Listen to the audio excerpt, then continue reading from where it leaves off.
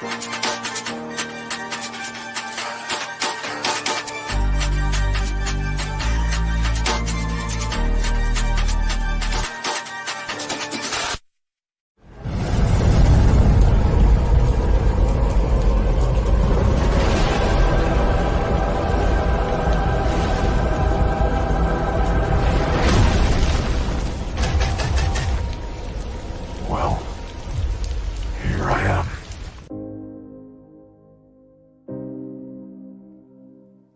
you for joining the Syndicate Network and your host, Skywalker the Jedi. Skywalker the Jedi. Somebody get these beggars out of here. Yo, what's going on, y'all? It's your boy Skywalker back at y'all with another one. Y'all could be anywhere else in the world right now, but you hear me rocking out, and I appreciate that. Much love to each and every single person that's rocking out in the live chat, and that will be part of the replay crew as well. Much love, Arturo. Much love, DC Talk. Much love, Bat Dan, who's out in Ohio right now. Be safe, Brody.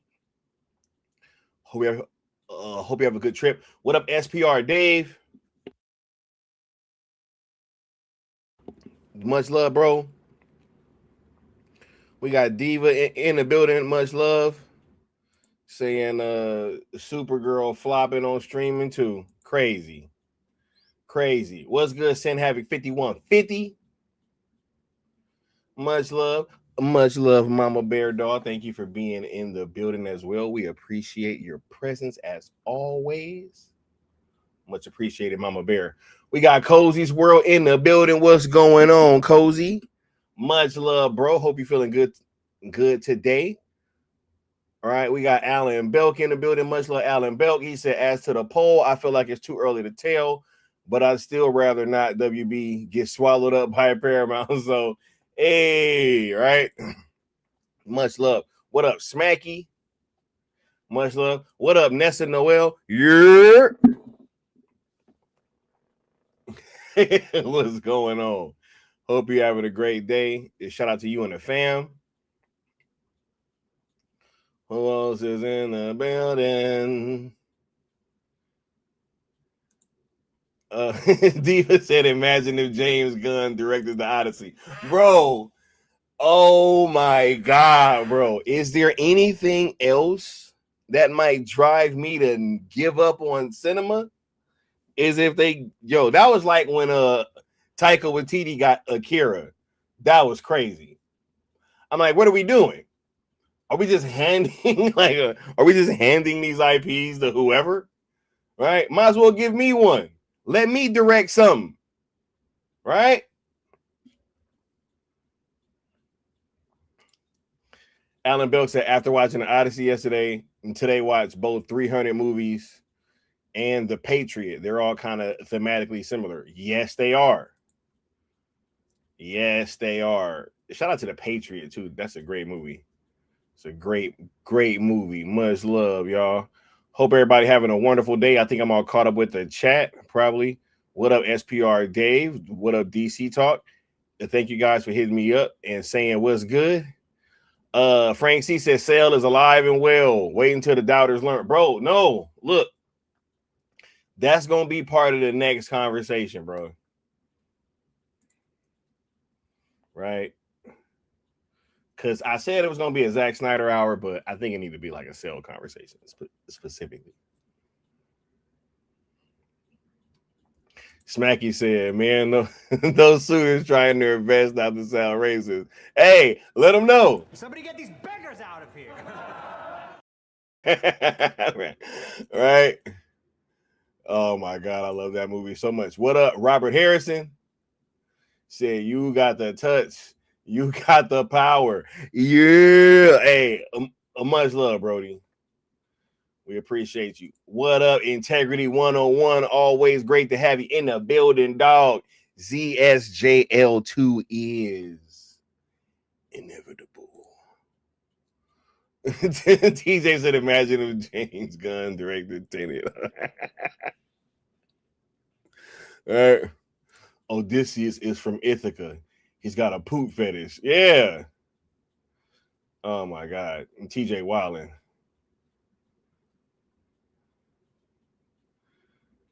Smacky said Taika got Akira and Muschietti got Attack on Titan. Hey, I can't blame Muschietti, man. I can't blame Muschietti, bro. I can't do this. You can't do that. Right? DC Talk said, Cozy, is you getting on the panel? Why are you asking? Do y'all want Cozy on the panel? Let me know if y'all want Cozy and I'll hit him up. Right? For sure. Also said if Gunn directed the Odyssey, he would have Sean Gunn playing again. The suitors would be after the sun. Oh my God. Hey, look, integrity. Go watch the movie, bro. That movie's amazing, bro. Watch the sport. You look, it's a 3,000-year-old story or however long. We talked about it last night. Finally got into some spoilers. I think it's a magnificent movie. I'm going to go see it again. I've already seen it twice. Definitely going. I'm probably going to do 40X. Anything outside of 70 millimeter IMAX, it got to be 40X. That's the only other way that we're going to have this conversation about that movie. Hold up. Let me see. All right, cool. I'll shoot Cozy a link in a second. For sure. The people have spoken. Look, y'all be sure to smash that like, share, and subscribe, as well as that notification bell, so that you know when I'm going live or dropping a new video, all that good stuff, man. Look, we're gonna have another conversation separately where we're gonna dive back into these hashtags and have a true discussion about their validity, right? So be sure to be on the lookout for that. We just been rocking out trying to get that conclusion of Zack Snyder's DC art in your local theater or in your IMAX on your Netflix account. However, we can get that thing right, and we just been using those hashtags as a vehicle to do so. We got as far as we did, which is pretty tremendously far, if I say so myself, by just being positive, not mixing the hashtags, and just strictly having a conversation with Netflix. ZSJL to YouTube.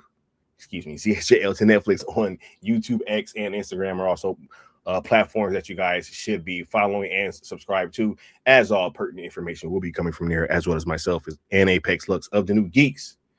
And if you want to sponsor a stream like Ducendo did for this one, whenever you guys give super chats, super thanks, super stickers, gifted memberships, anything of that sort, it is tallied up, and whoever donates the most will have their name scrolling across the bottom of a following stream, like Deuce does for this one. And shout out to CY98 for that Jedi consigliere. We're gonna have a talk pretty soon, CY. Whenever you see this, hit me up because I got some ideas. Shout out to the member gang. Right, member gang or don't bang. For sure. All right, let's get caught back up with the chat, and then we'll get started with the show. DC Talk says, I'm glad Paramount Skydance ain't got their hands on Transformers 40th anniversary animated movie 1986 remastered coming September 17th. Hey, no, I literally just saw the trailer for that recently. I was like, hey, it's a lot of stuff going back to theaters, right? It's a lot of stuff going back to theaters. Diva said brand new day reviews are sounding good. I'll be seeing that tomorrow. So yeah, can't wait to let you guys know what's going on with that situation. Hey, Rock Talk said he in a building tonight. Much love, much appreciation. All right. Yeah. Anyway, look, I appreciate you guys showing up to these streams, man, rocking out in the chat, letting people know how you feel, letting me know how you feel, giving me feedback, letting me, go on and ramble to y'all about how I feel about this entertainment stuff. I really do appreciate you guys, and I just want that to be absolutely known. I don't take this journey that we're on together for granted, and it's like we're the crew in the Odyssey, you know what I mean? Except hopefully we ain't all going to our doom, because I'm not letting y'all eat the cattle. Anyway, I'm sorry. Nessa said that she's seeing Brand New Day on Friday. Hey, let me know, because I'm gonna do like a non-spoiler thing that I'm gonna put up, but yeah, we'll have that conversation soon. But yeah, let me know. Yeah, I'm definitely gonna be in there mañana. I'm gonna be in the building watching Spider-Man Brand New Day. So I'm gonna let y'all go. Man, I've been all over the place, man. Look, it's been like Comic-Con, Frank Miller interviews, man, like the Odyssey twice, 70mm IMAX. We got Spider-Man Brand New Day. We all over the place. See, the Syndicate is everywhere, yo. They can't ban. Yo, first of all, I thought I got banned from Comic-Con. Y'all saw how that worked out, right? Y'all saw how that worked out, right? Y'all saw. Maybe if we eat quietly, Sky won't notice. Exactly, right? Oh my God. What up, Spooky Kitty? Much love. Right, but let me they thought I was banned from Comic-Con, but I was in there though. I was in there. If they can't say that I wasn't, not at all. Right? They tried to be like, yo, man, they don't want you back there. Right? If they don't want you back there, Sky, right? After what you pulled, after that stunt you pulled last year, right? But little did they know, I was right back up in that John. There is only doom. Hey man, hating on us is gonna be the doom of all you guys, man. Y'all be sitting there so worried about what we be doing, where we be going, right? Like, you know, what's going on, where we can and can't go. Just saying. Anyway, let's get started, man, because it's about to be a great conversation. I can't wait to do this, man. This is so.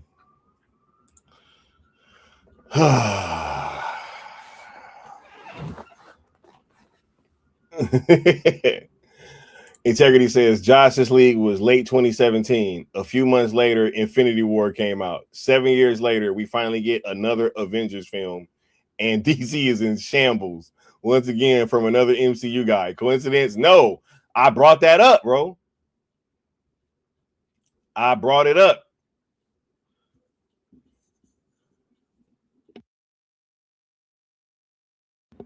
Yep, sabotage, bro. There's no other way. Spooky Kitty said, how do you ban someone from a place where everyone is in costume? Nah, because they know my name, right? If I would have did something crazy, then they would have banned me. But I didn't do nothing. That was the whole point of what I was saying. What up, Paolo? They got mad because I went to Comic-Con last year and looked at somebody. It was like, yo, he looked he looked at him the wrong way. Yeah. Emperor, that we was in there. But yeah, I definitely brought up how that was sabotage. Integrity. But let's have this conversation, because just recently, as like a few days ago, but I haven't had time to really talk about this.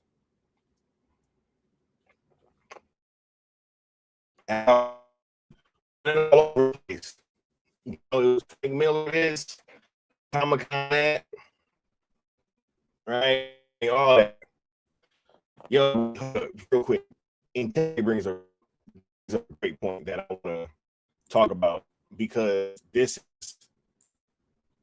is something that I brought up a couple times. He says James Gunn is not failing. He's doing exactly what he was hired to do. Right? Oh, I'm breaking up. All right, hold up.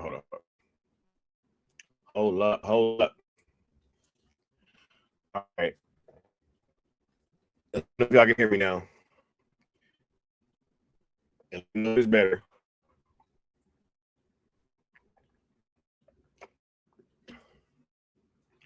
All right. If it's still lagging, I'll be back.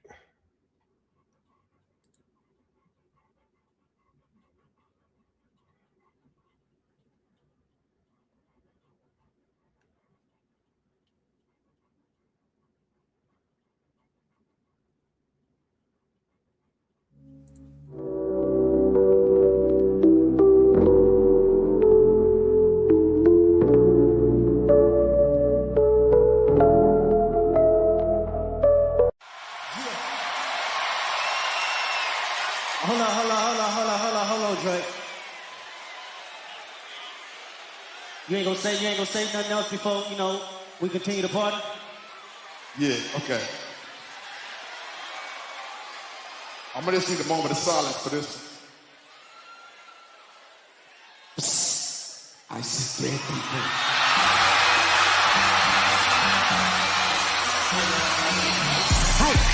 Mustard on a beat, how deep, bro. Any rap nigga, he a freak, though. Man down, call an ambulance, tell him breathe, bro. Nail a nigga to the cross, he walk around like, what's up with these jabroni ass niggas trying to see Compton? The industry can hate me, fuck them all and they mama. How many op really got? Mean it's too many options. Finish pass on his body, I'm John Stockton. Beat your ass and hide the Bible with God watching. Sometimes you gotta pop out and show niggas. Certified boogie man, I'm the one that up the score with him. Walking down, whole time I know he got some pulling him, extra shit, bully devouring him. Say Drake, I hear you like I'm young. You better not ever go to cell block 1. To any bitch that talk to him and they're in love, just make sure you hide your little sister from him. They tell me Chubb's the only one that get your hand me down. And party at the party playing with his notes now. And Butler got a real case, why is he around? Certified lover boy, certified pedestal. Stop, fuck him up. I'ma do my stuff. Why you pulling like a bitch, ain't you? Trying to strike a chord, and it's probably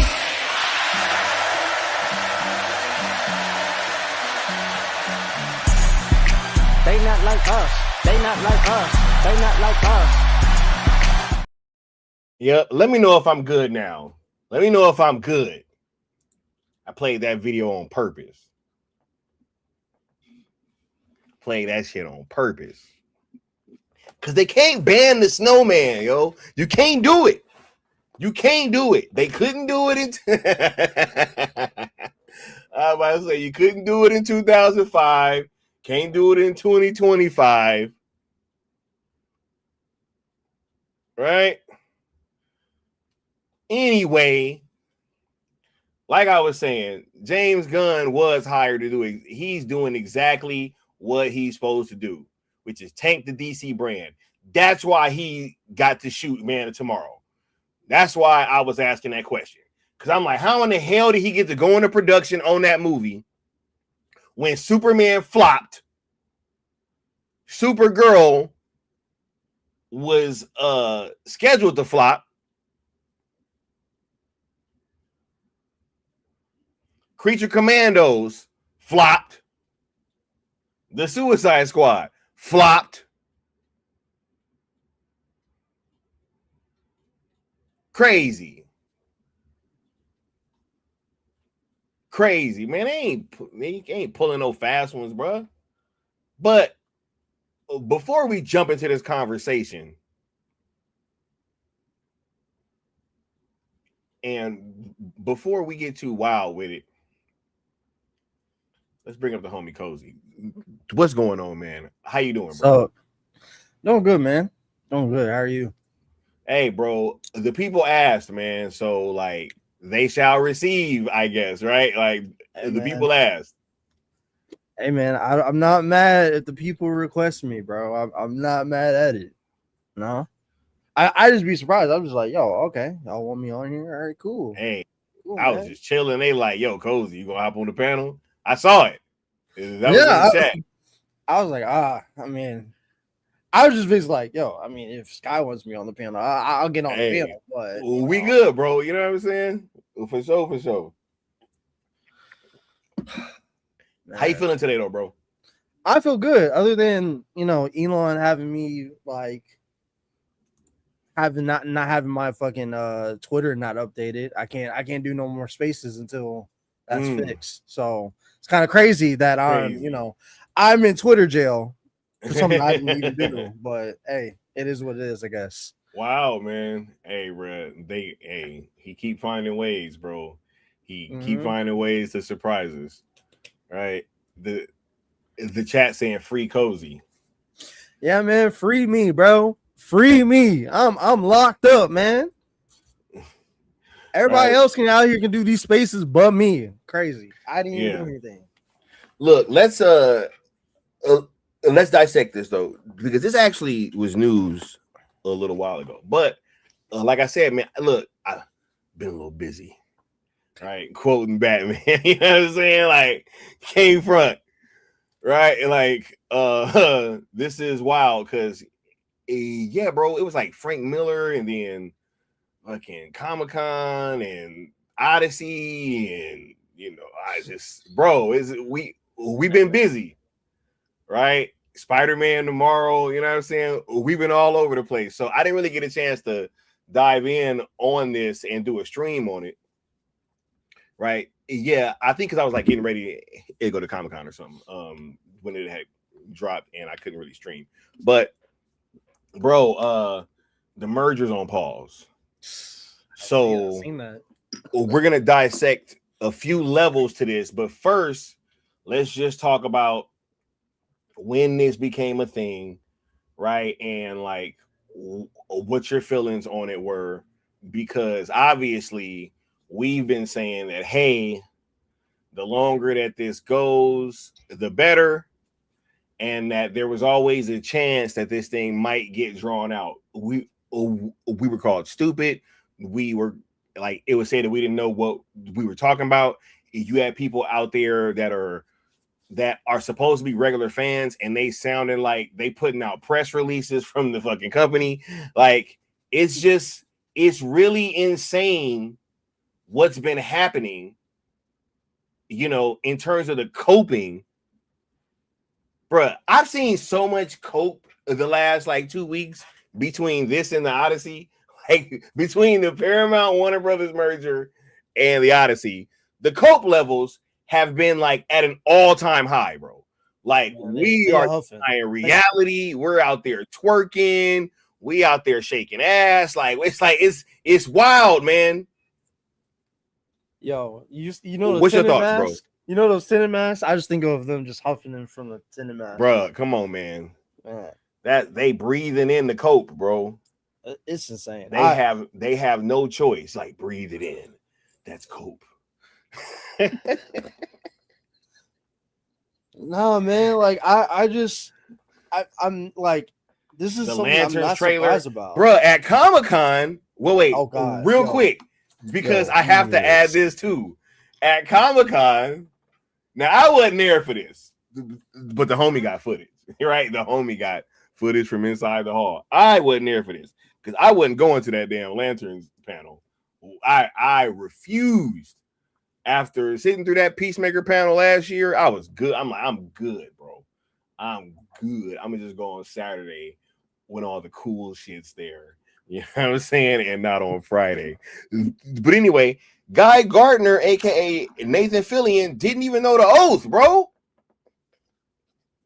He messed up the oath on stage in front of thousands of people. How you mess up the Green Lantern's oath, bro? But just look, it just shows the level that DC is in right now, bro. But look, go ahead and touch on that. Just like this whole merger being on pause and just the state of DC right now. Well, man, I'm not surprised. This is stuff we, like you said, we've talked about, and we've said that it's gonna be drawn out. Like,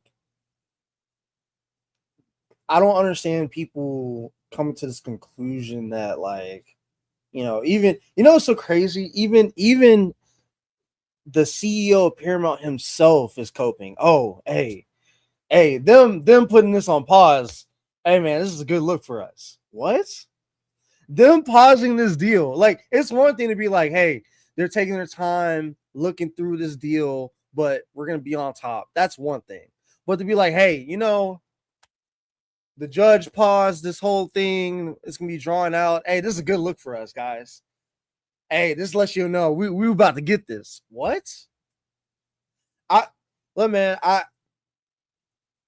just don't understand what the information that's provided to us, especially the people that's backing this merger getting blocked. I don't understand how people are still coming to this conclusion of, nah, Paramount still has it in the bag, and this ain't nothing. This whole the judge pausing the merger and this, that, and the third, that's nothing. And we're that's just it's politics. They just chop it up as this is just politics.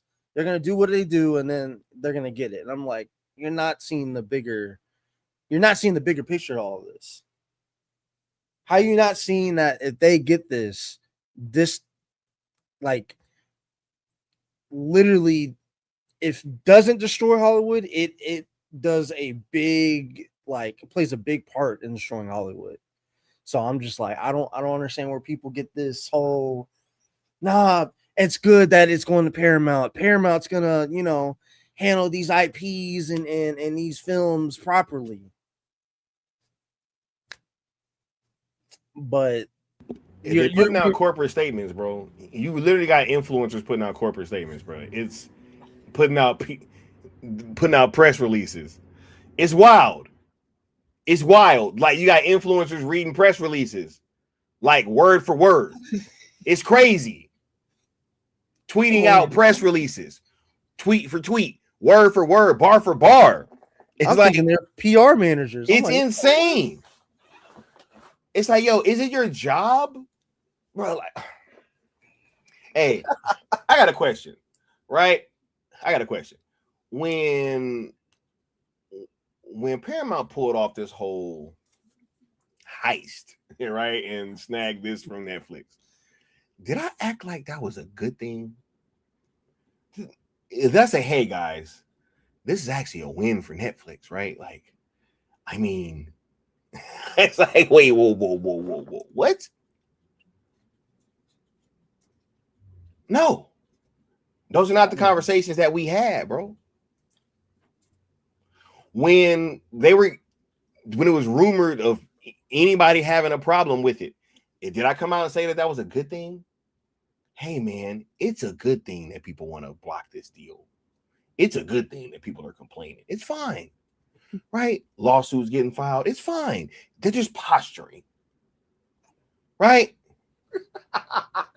It's posturing. They're just posturing, guys. Lawsuits getting filed.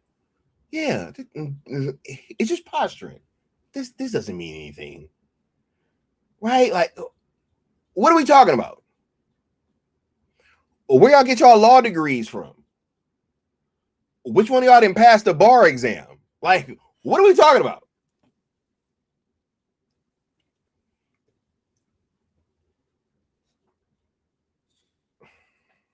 Hey man, I just don't understand how people just simply can't see that when it's with Netflix. You had a little pushback. You had some people who are like, oh no, Netflix are gonna do this and that and ruin, theatrical and physical media and blah blah blah blah blah. And then you see this, and it's like, so y'all still worried about what Netflix is gonna do, or are we just gonna address the fat ass elephant in the room? That right. This is literally gonna destroy everything y'all were saying about Netflix and what y'all claim to believe in and defend. this whole deal is literally gonna step on the ideal that you will have. It's like, littered with all that shit. It's littered with redundancies, right? Like, what are we talking about? People gonna lose their jobs. Like, yo, how many times whenever people get fired, do people come out, oh my God, this is terrible, right? These people are losing their livelihoods, right? And then this merger comes along, and strangely enough, because look, I don't even think it ain't even the people, bro. It's the influencers, dog. They're fake. Act like they're fans. The people see through this stuff, man. I'm convinced, bro. There's no way that anybody could watch the inconsistencies and not take heed. There's no way. If I was coming out here contradicting myself every other stream, I don't think that the people would be in here just acting like it wasn't happening. Like, right? Like, I don't think anybody that's in the chat would be looking at me the same if I was showing that many inconsistencies. I feel like, oh boy, in Dark City, too many inconsistencies in your behavior. See, that's a deep cut. Y'all don't even know about that movie. Integrity said, it's okay. Clayface will blow Avengers out of the water, right? Exactly. Clayface and Creature Commando Season 2. That's what we got to compete. See, and here's the thing, right? This is what like really grinds my gears, right? And I'm gonna let y'all know too, because I saw a lot of DC fans kind of like crapping on what Marvel did at Hall H, and I didn't like that. I didn't like that either. You want to know why? You want to know why I didn't like that? Because as a lifelong DC fan, it pains me that we don't have no shit like that, man. It upsets me, bro. Like, we need stuff like that. We was just having this conversation with Marvel Rivals when Marvel Rivals came out, and it was like the biggest thing, right? And everybody's talking about it, and they adding all these characters and stuff. And I'm like, where's our video game? Right? Where's our Hall H panel? Where's our announcements at? Right? Bringing out A-list actors on stage. Where's that at? Huh? Why can't I get that?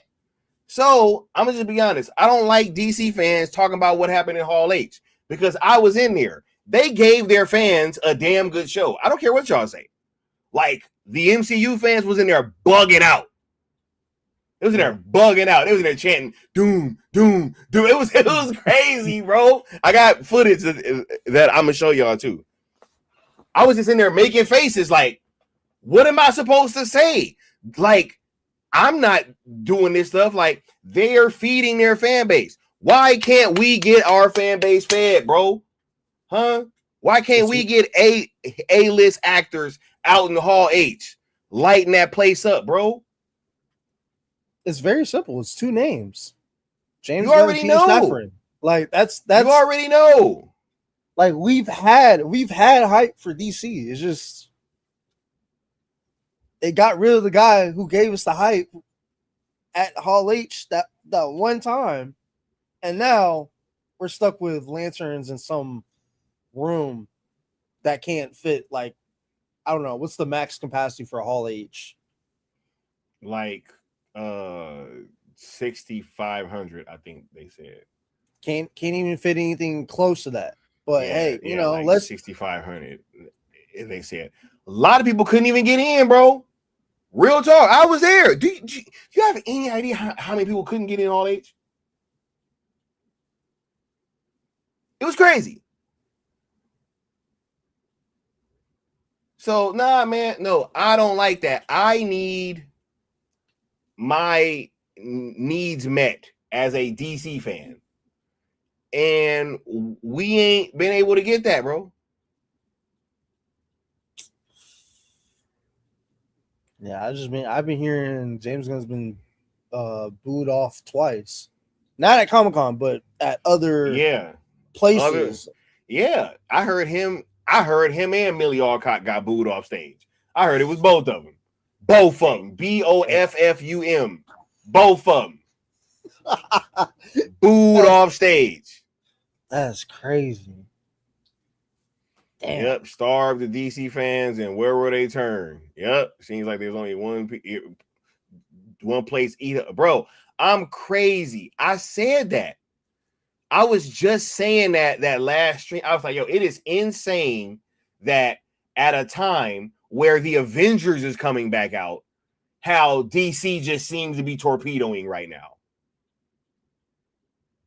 And they're in control, or they're being controlled by an ex-MCU guy who, like I said, is probably going to be back at the MCU after he's done with DC.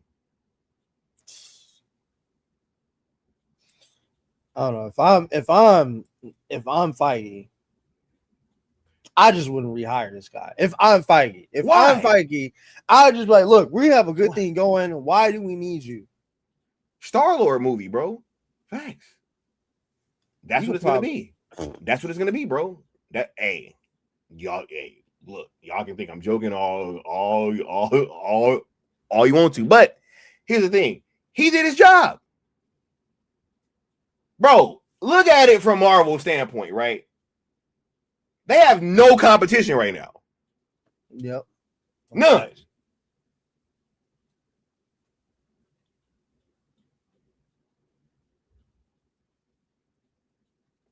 Putting Superman in underwear, talking about where's my dog, Supergirl drunk, looking like Hancock.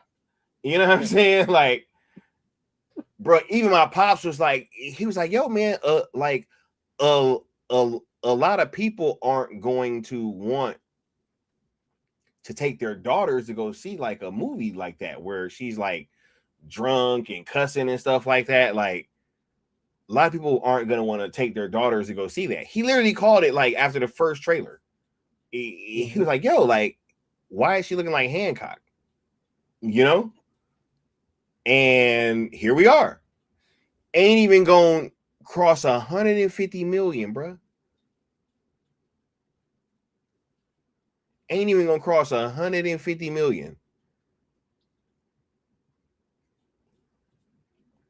There's no way this is on accident, bro. Yep, Justice League before Infinity War, Supergirl, and Super shit before the new Spider-Man and Avengers. Bro, it's the same thing all over again. This should have been Zach, bro. It should have been Zach versus the Russos. Bro, they can't do that, bro. I know they can't, but it's just like Mama Bear said, I wonder what Christopher Lee would say about the DCU. And thank you for the member chat for 30 months. Let's go ahead and check in with the late, great Sir Christopher Lee. You see this all the time at the level of a top producer who, between them or separately, will make flop after flop after flop after flop. I'm not going to name them, but I know who they are. And they're not all American either. And they still get paid huge sums of money for being in films that nobody wants to see. And producers make pictures out of which they take enormous sums of money. And the films, again, are not films people want to see. They're always going to blame somebody else. Always. Not their fault. No, you were the one who said, or whatever. And there's a word for that. It's called upward failure. You see it all the time. Yo. Hold up. Where'd that comment go? Nessa said IG likes instead of Comic-Con. Like he's not serious. Get him the fuck up out of here. Get him the look, man. He told y'all. Wait. Somebody get these beggars out of here. Get these beggars up, man.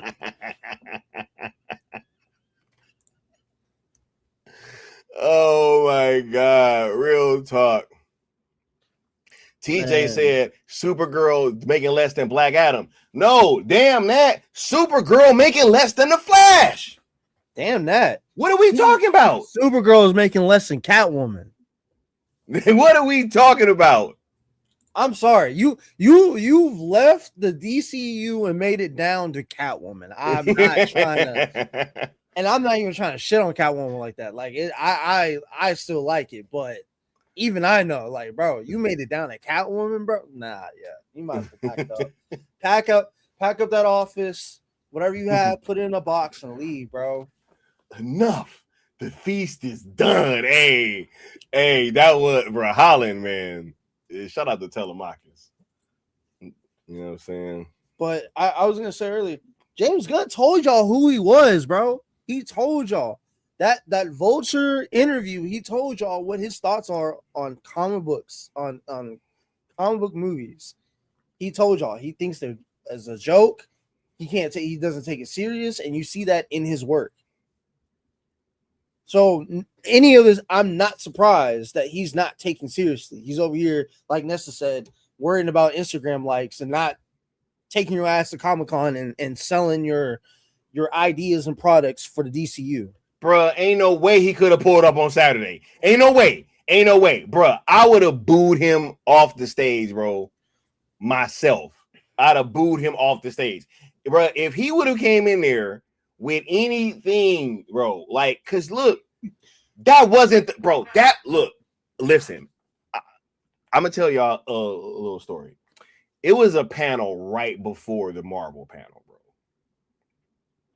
I'll tell you about this after the stream more, Cozy. Okay. But it's crazy. I was watching this panel, bro, and I was getting so frustrated because it was like running overtime. And like you could feel it. We was all like waiting for the Marvel panel to start. And they're just like running over their time, bro. And I was getting I was getting upset. Like, yo, get them off the stage. I want, like, bro, everybody was there to see the Marvel panel, bro. The room was like ready to erupt, you know? And I understand that, yeah, the BVS reveal probably got a louder ovation. Of course it did. It's BVS. Right? Like, but at the same time, that shit, man, that it was palpable, bro. It was palpable. Like everybody was like, no, we want to see this panel. So, like, there is no, in terms of like hype and no, man, they would have had to come with the Snyderverse, bro. That's the only thing that would have beat that Marvel panel, bro. Facts. On God. That's it. God. That's it. Literally the only thing that could beat that Marvel. Oh my God, bro. If they would have brought out Ben Affleck and Henry Cavill, bro, I would have fainted like I saw Michael Jackson in that motherfucker, bro. I'd have been like, oh. They could have just brought out Zack Snyder and I would have been like, all right, that's it. That's all I need. Right? That's all I need. You don't need to tell me. And then just like walk out and just drop the mic and walk off stage. It just said, walk out, I'm back. And just drop the mic and walk off stage, bro. No, that's all that, bro. That's all that it could have been. That's it. That's all they could have. No, bro. What nobody would have wanted to see, no James Gunn bullshit there, bro.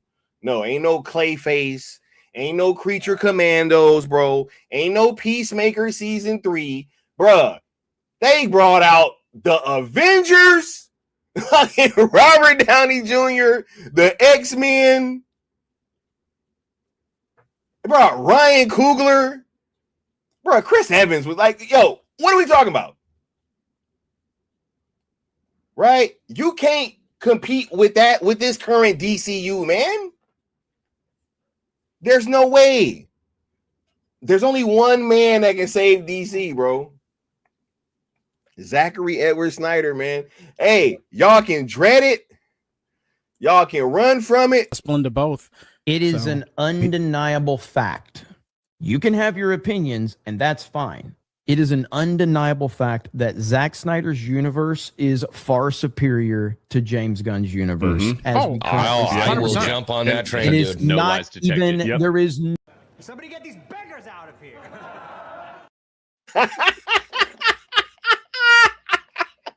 I don't want to hear that from y'all, but they right though. But they're right. But I don't want to hear it from them because they was campaigning for this horse shit. Yeah. This is what y'all wanted. This is what y'all wanted. Thank you, man. Thank you, bro. Thank you. Yes. So yeah. So who benefits from DC being in ashes? MCU, right? It definitely feels like sabotage at this point. Yeah. Well, no, Nessa said that was perfect. I'm like, I don't want to hear that shit from y'all, bro. Get these beggars out of here. What the hell? Y'all campaign for that, man.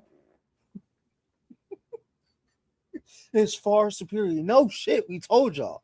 We told y'all years ago. Y'all are late to this news. We told y'all this was far superior. We told y'all this is better. Y'all don't want to listen to us. Y'all just want to put us as we're just Zack Snyder fans. It's too you want to label us as a cult, and so just listening to us. You're not gonna. Here's the crazy thing: you're not gonna listen to the people who are also fans of Christopher Nolan. You're not gonna listen to these people. Right? Crazy, bro. TJ said Sky.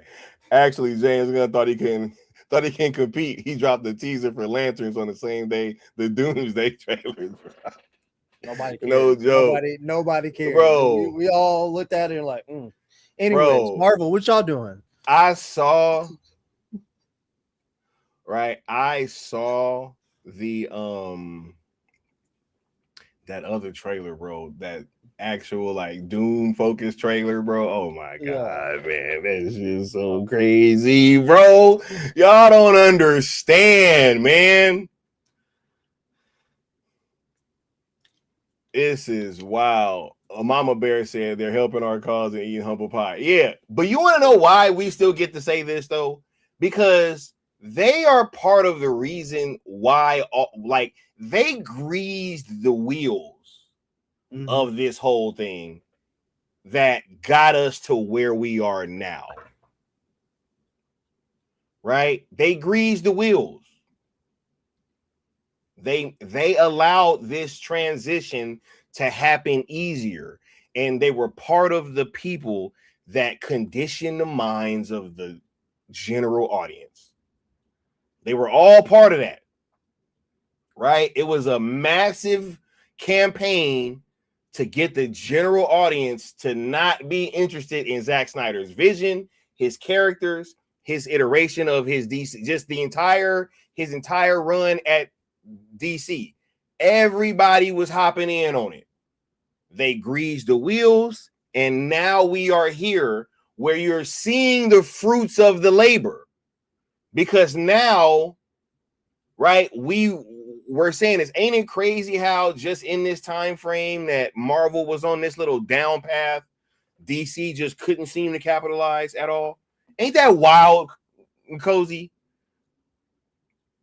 They just couldn't get it together, bro. Just couldn't figure it out, right? Just, hey, you know, I mean, man, we put a guy in charge of our universe whose first comic book movie with us lost us over $200 million.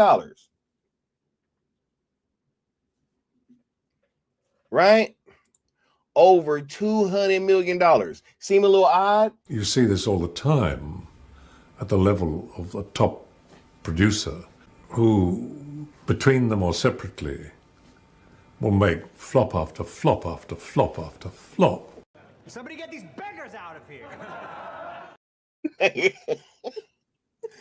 I need him gone.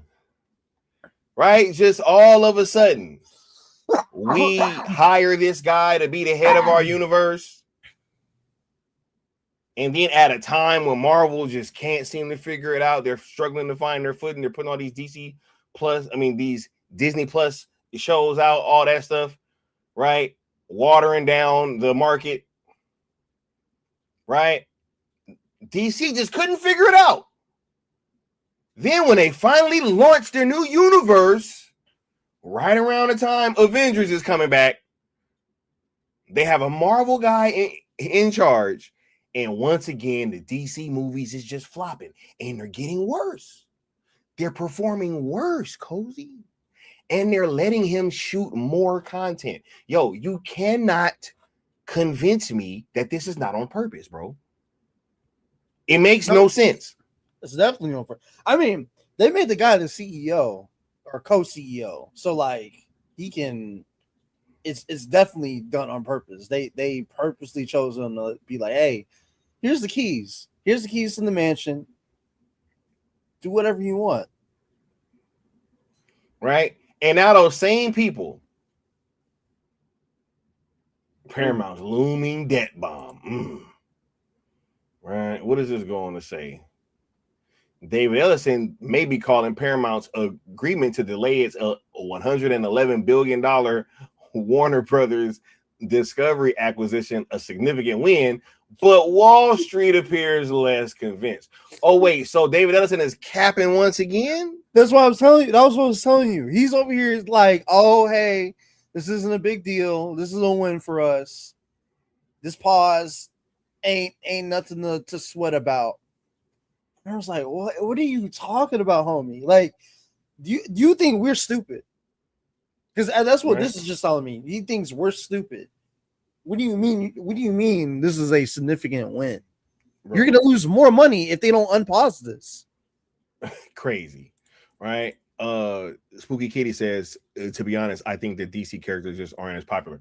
The Superman logo is the second most recognizable logo on planet Earth, next to the Jesus Christ on the cross. Right? Like, I don't know. I'm sorry. I don't know. DC characters, bro. The MCU got as popular as they were without their most popular characters. Because their most popular characters were Spider-Man, the X-Men, right? And like really the Fantastic Four, honestly, just to keep it a buck. And literally the top and the Mount Rushmore of superheroes, Batman, Superman, and Wonder Woman are on that Mount Rushmore. So like, and if you take Man of Steel's rate from back then and put it with inflation, it made almost $1 billion. I'll even say this to prove you even wrong. Aquaman used to be a joke until Zack Snyder made him not a joke no more. So I don't think it's just Batman and Superman either. I think people know who the Flash is. Yeah, I think people know who the Green Lanterns are. I think that people know who these characters are. Wonder Woman. Like Wonder Woman is the most famous female superhero ever. So like, I don't know, man. I don't know. Like, I'm old enough to remember when nobody liked Iron Man. Yeah. Like Iron Man was not a super popular character like that until Robert Downey Jr. started playing him. That's just a fact. Right? But even with what they're saying, it's just insane, man, that all this news keeps popping up, right? Paramount Skydance shares sank to a new low after the company agreed Friday to not close until June, pretty much, right? The delay starts an expensive clock. Beginning in October, Paramount must pay WBD shareholders roughly $7 million a day, or about $650 million per quarter, while the acquisition remains unfinished. So, Yep, yo. And another thing is, I remember when nobody liked Captain America either. Captain America was one of the lamest superheroes when I was growing up, bro. Like, we not gonna do that. Anybody was a Captain America fan like that, bro? That's facts. I'm not gonna lie, that's facts. I knew Captain America, but I didn't really care about him like that. Yo, no, it wasn't until the MCU. But kudos to them though. But to this comment of like they know who they are, but the question is, do they care? It doesn't matter if they know who they are, or it doesn't matter who they are. If you're gonna say who, it matters if do they care. It depends on the person that is writing, making whatever type of media and that what has the these characters in it. Yo, it is up to the marketing to sell you on a movie. It is not my job as a DC fan to just consume whatever and just to continue to consume just because I'm a DC fan. I'm not that kind of YouTuber. Like, I don't go watch movies that I know I'm probably not gonna like, and like you know what I mean? Or for the most part, like I'm just not that kind of person. So like, yeah, if I look at something and it looks whack, I'm gonna keep my dollars to myself.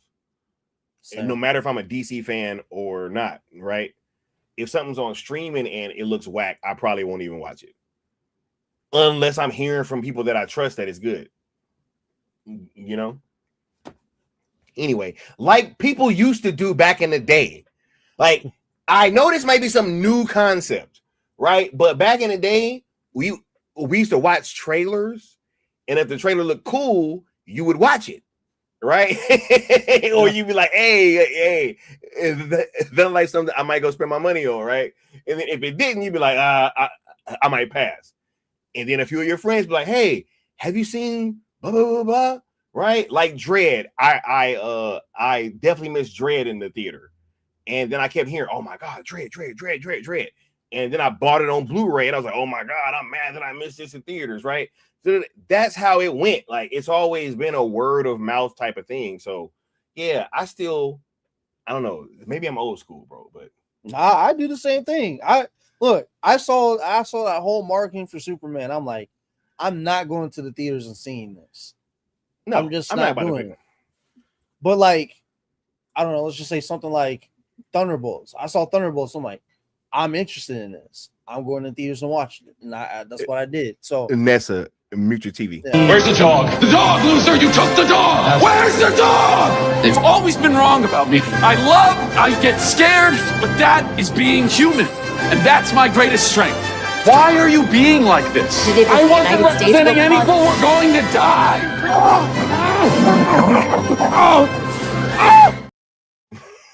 You wrong for that, because you warned her, but you did it like real quick. Hey, mute your TV, and then played it. You didn't even give her time. Hey, facts, bro. Oh my God, bro. It's that last one. It's that. Bro, that sounded wild, I need to get that clip and send that sounded wild to my homie, because I was hanging out with the homie with the homies, and we spent that whole time.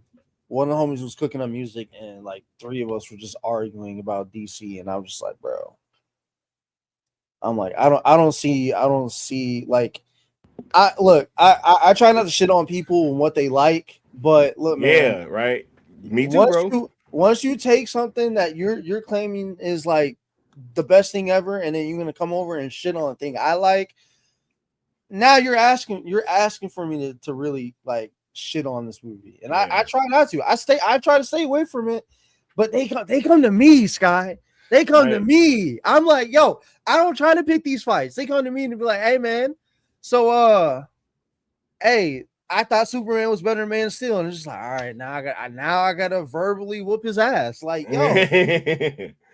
Crazy, bro. Hey, you know what's funny too is how these conversations like naturally spark because of this Paramount situation, because they've done absolutely nothing to to quell the fears of like people that are being rational about this deal and saying, hey, it doesn't look like they're interested in bringing back Zack Snyder. They've shown absolutely like no leanings or any interest at all in promoting his work. It's just been straight up James Gunn stuff. And then you got their influencers putting out press releases. Crazy, bro. Like, this is a crazy situation. But before I move on to the next part of the conversation, what's your thoughts about this ticking fee, though? About this $7 million a day that they got to pay come October, right?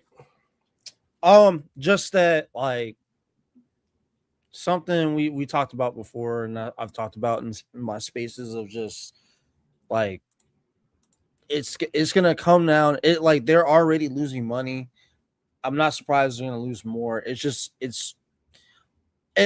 all this comes down to is how long are they gonna let this ticking fee go before they drop it, or how long is it gonna be dragged out until the court decides, hey, you're not getting this whole merger is over with. You're not getting WB. Yeah, peace out, Spooky. Find somebody else to buy you up. But other than that, I'm not surprised by the sticking fee, and it's just like I said, I'm curious to see how this goes. Are they just gonna try to be hard-headed and like be like, nah, we got this, and then now you're owing more money, like because if they don't get it, they have to pay another fee along with the ticking fee, because you will have the ticking fee, and then you have to have that fee of, hey, we wasted everybody's time and WB's time, so now we gotta pay you. Kind of like how Netflix got paid. Yeah, literally. Kind of like how Netflix got paid. You know what I mean? Same concept. Yep. So I'm just curious to see how this plays out with that, because I don't, with everything on the sheet of paper or what's going on and the amount of people that's against this and wants it blocked, I'm really believing they're not going to get this. So it just depends on how this goes. Yep. See? But hey, we were the ones that didn't know what we was talking about, right? Here's something that I thought was very, very interesting, cozy. Right? Let me show you this, bro. Because this was wild. This was wild, bro. But I'm not surprised. Why is it that some Warner Brothers executives are hoping that this deal falls apart, bro? What is going on? Because these people don't want, they know they didn't want this deal, bro. They didn't want, they said it before. They got strong armed into this deal. I told y'all about this shit, bro. The employees said, hey, I hope Netflix, we really wanted to go to Netflix. I hope this doesn't, bro, how many times did they say that they felt like the Netflix deal was superior? How many times? At least twice. Like 8 or 9. No, it's like 8 or 9 times, bro. No, I'm saying at least. But 8 or 9. Yeah. No, it's like 8 or 9 times, bro. And then all of a sudden, right? Because we was trying to tell y'all they took pretty much the same deal that Paramount was offering. It wasn't even that much difference. Mm-hmm. Right? So is anybody surprised? Not me. Right? Is this surprising? Where them influencers at? Why they not covering this article from Variety? Because they're waiting on whatever the next article that proves their narrative that they're trying to push. It's crazy, bro. This is nasty work, man. It was employees, now it's the execs, man. That's this is nasty work. We told y'all, man. We told y'all.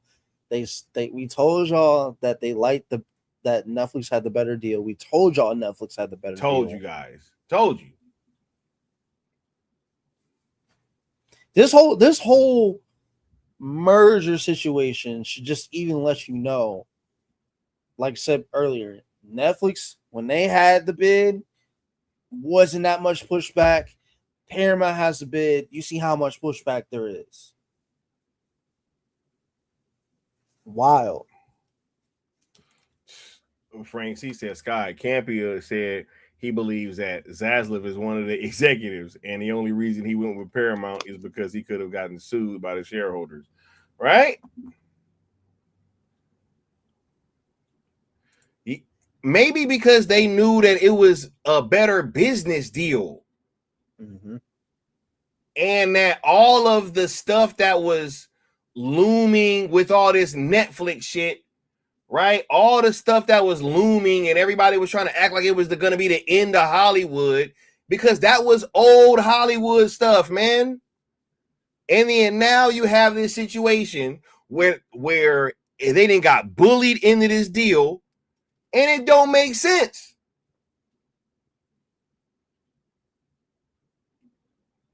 We tried to tell y'all the Netflix, even Netflix said it. They was like, we got the much cleaner deal. It's very clean, right? We know where all the money's coming from.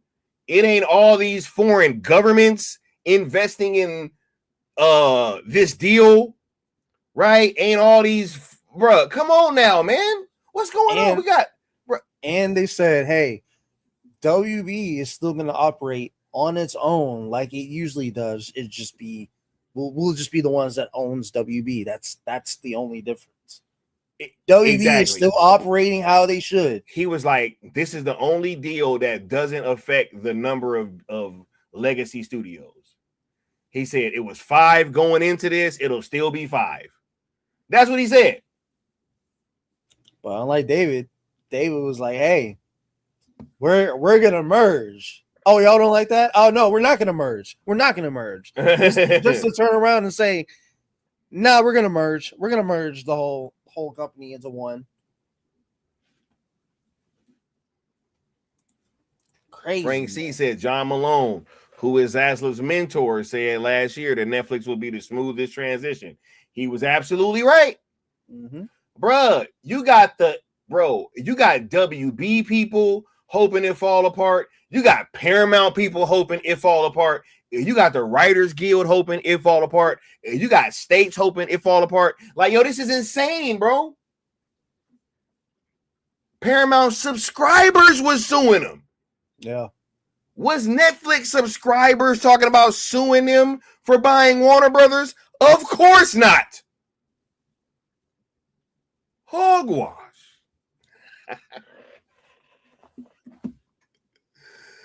Oh my God. Somebody get these beggars out of here.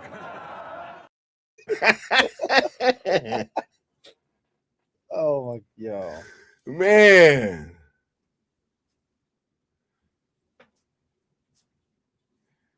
David. Yeah, bro. I heard about that, right? Oh, yeah, man. Nah, this is crazy. Nah, I heard about that DOJ situation, but I'm just saying, like, it's wild because it's the execs, bro. It's Paramount people. It's Paramount shareholders, Paramount subscribers. Like, everybody's suing. It ain't guaranteed that this was going to be a smooth deal. Y'all remember when they said it was going to be closed by January 22nd? Oh, my God. That sure came and went, didn't it? That's like when they were trying to fucking tell us about Y2K. Somebody type Y2K in the chat if you're old enough to remember what Y2K was. Right? Had everybody bugging about something. Nothing happened. They like, oh, yeah, July 22nd, this deal going to be done. Bro, we on the 28th. Now they talking, bro, it went from July to August to September. Right now it's like, oh yeah, now it could be early 2027. Right? Oh, you know, it's gonna be before the summer. What happened to July 22nd, dog? Mama Bear, right? Yeah, Y2K. Necron said my computer was supposed to blow. Exactly, bro. I remember that. That was the first ever like AI scare. It was like, yo, the computer's just gonna go haywire, right? Integrity said, nah, you guys sound like a bunch of conspiracy theorists. The DCU is great. Clayface and Man the Toilet. Hey, bro, they got a Clayface movie with no Batman in it, dog. Yo, I'm so glad you said that. That was one of the things I was arguing with the homie with. I was like, yo, Clayface, they don't even have a Batman yet. They're doing, I try to explain to him, bro, people are tired of villain solo films without Where is the superhero, bro? Oh, like, people are tired of it. Like, there's, like, don't get me wrong, there's certain villains that can get away with having a solo film. But if you don't have the superhero in it, why do I care? Bro, honestly, I ain't even gonna front. I would have much rather seen Matt Reeves use Clayface, bro. His movie needed something like that, bro. It needs like a little bit of fantasy in there to really like separate it from the Nolan films, bro. Because he can't keep going down this like ultra realistic route, man. Like he needs to differentiate himself from what Nolan did. For me, he didn't do a good enough job of that in that first movie. So like it needs a little bit of fantasy in there, man. Yeah. And yeah, I would have much rather seen what he would have done with like Clayface or something like that than have this guy be in the DCU, bro. Like I just got to keep it a buck. I don't give a shit what that trailer looks like.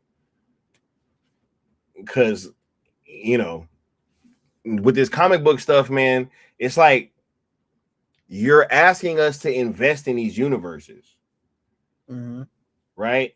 I'm not interested in this universe. And I definitely am not interested in a Clayface film with no Batman. Why are we doing a Clayface film with no? Why is the first time we're getting a Clayface in live action and there's no Batman? There's no Batman in there. Like, why do we need to tell an origin story for Clayface and you can't do it in a Batman film? What happened to doing superhero films and then having the origin story of the villain in the superhero film? What happened to that? Facts. Integrity saying it's sabotage. Frank C says Larry Ellison is the mentor of Elon Musk, who started the cancel Netflix hashtag last year. It's not a coincidence, right? You know, it's also crazy. Elon was talking shit about the Odyssey and said that he was going to put his own version out, and then all of a sudden the movie leaks on his platform. Crazy how that works, right? Crazy.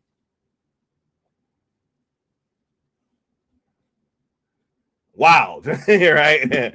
Oh my God.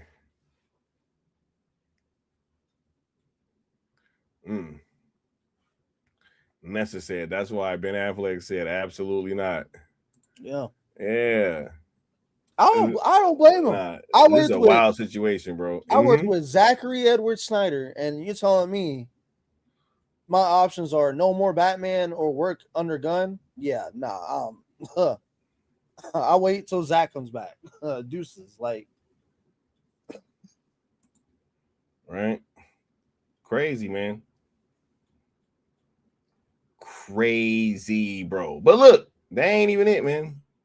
It's not even it, because there's a video that I've been told that I should react to a little bit. So I'll check this out. But yeah, man, it's just lawsuits abound, bro. Lawsuits abound, right? I wouldn't be surprised if there's more lawsuits coming. Oh yeah.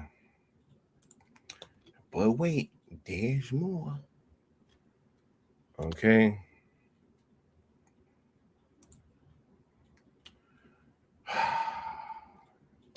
Just to preface this, I have not watched 1 second of this video at all. I have not watched 1 second of this video, but let's check it out, man. Well, a lot has been going on in the world of the Paramount Warner Brothers merger, as you guys well know. It has been the number one biggest topic and issue in the world of the movie industry for, getting close to a year. I don't know. It's been a while that it's been going on.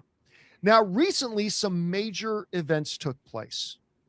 So I'm going to walk through the timeline here with you as to some of the significant incidents. So you guys know that a major lawsuit, there are like several major lawsuits going on, but probably the most important one, where 12 states, being led by California and New York, sued to stop the Paramount Warner Brothers merger. And as a hey, I just want to say shout out to Cali and New York. You know what I mean? Like I'm rocking with this. Shout out to Cali and New York for the show. Part of that lawsuit, they filed for a preliminary injunction, a temporary restraining order known as a TRO, to force Paramount to not complete the merger with Warner Brothers until the trial is done. Now, the judge then granted that temporary restraining order on a short-term basis. The judge basically said, we're granting the restraining order for 2 weeks. Mm-hmm. Then in 2 weeks, the judge said, I remember, that gives you a couple of weeks to then come back and respond to the order. We'll have a hearing on it, and then I'll make a final ruling about whether or not to make the injunction or restraining order permanent until the end of the trial. That is a very fair assessment of how that played out. So I ain't about to be on here yelling at him and he didn't do nothing wrong yet. You know what I mean? That is a very fair assessment of how this is played out. Okay, let's keep it going. Well, what happened? Oh, here it comes. I'm just joking. I'm just joking. Let's see what he says, because I have no idea. Paramount decided they had no chance to win that hearing. Absolutely. So they just simply agreed to the TRO. They just simply agreed to the restraining order and said, yep, we'll just see this thing through. And the reason I think that happened is because when the judge granted the temporary 2-week restraining order, you remember we talked about this. I read the judge's entire decision. And what the judge pointed out was the reason I'm granting it is because it looks like the state is going to be able to prove that this deal violates Chapter 7 or Section 7 of the Clayton Act. So what? So he's like, wait. So apparently the judge said, they got a case. They got a case, cuz. He said, hey, bro, look, I know you ain't gonna like to hear this, but they got a case, bro. I don't know why I'm talking like Ryan Coogler right now. I know, I'm about to say, I was right? like, are you cool? Cause I saw him on Hall H and he was talking about this format right here. He actually pulled out a strip and he was like, yo, we gonna shoot Black Panther 3 on this format right here. You know, but anyway, no. Look, let's run that back. Judge's entire decision. And what the judge pointed out was the reason I'm granting it is because it looks like the state is going to be able to prove that this deal violates Chapter 7 or Section 7 of the Clayton Act. So hold up. Once again, we tried to tell you guys. Paolo says, Cindy and my cousin Vinny. Exactly. Look, we tried to tell you guys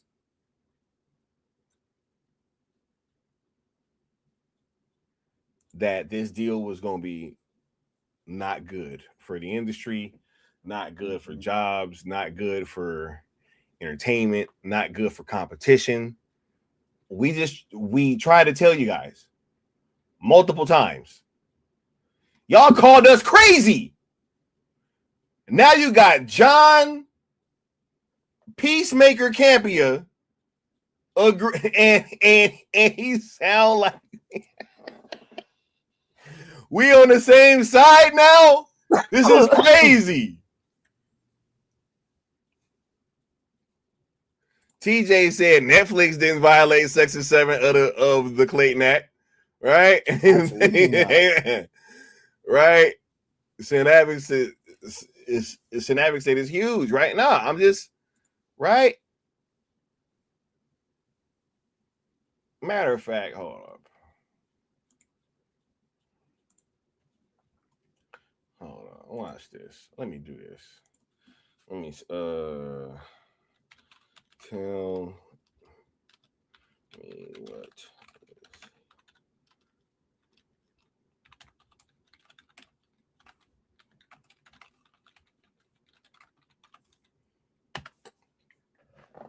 Let's see real quick.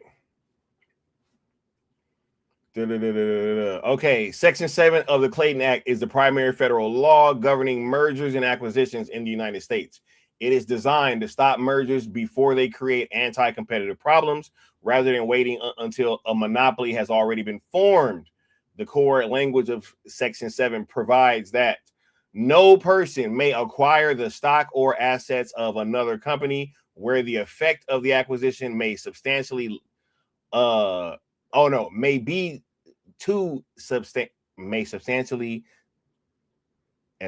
up. This is where the effect of the acquisition may be substantially to lessen competition or to tend to create a monopoly. In plain English, the government, primarily the FTC and the DOJ, can challenge or block a merger if it believes the deal is likely to significantly reduce competition in a market, give the merged company excessive market power, increase the likelihood of a monopoly, and harm consumers, workers, suppliers, or innovation by reducing competitive pressure. Hold on, man. You know what's wild? Isn't this exactly what we said was going to happen?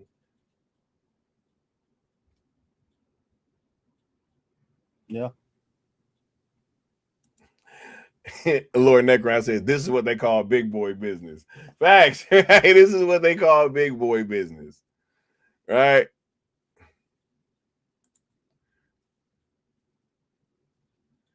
No, I didn't get your reference, Rock. I'm sorry, bro. But that was like a dap that we all just left him hanging. He's like, nah, there you go, bro. My cousin Vinny. Oh, yeah. Bro, I ain't seen that movie in so long. Anyway, let's get back to Brian. I was like a little kid last time that I saw that movie starring John Pesci. Anyway, let's see what he says. I'm gonna rewind this one more time. The judge's entire decision. And what the judge pointed out was the reason I'm granting it is because it looks like the state is That's going why to be he able granted to it. prove that this deal violates Chapter 7 or Section 7 of the Clayton Act. It looks like there is a good chance the states will succeed. Therefore, we're granting the temporary restraining order. Upon seeing that, it became kind of apparent, I believe, to Paramount that they had no chance of winning that hearing in 2 weeks.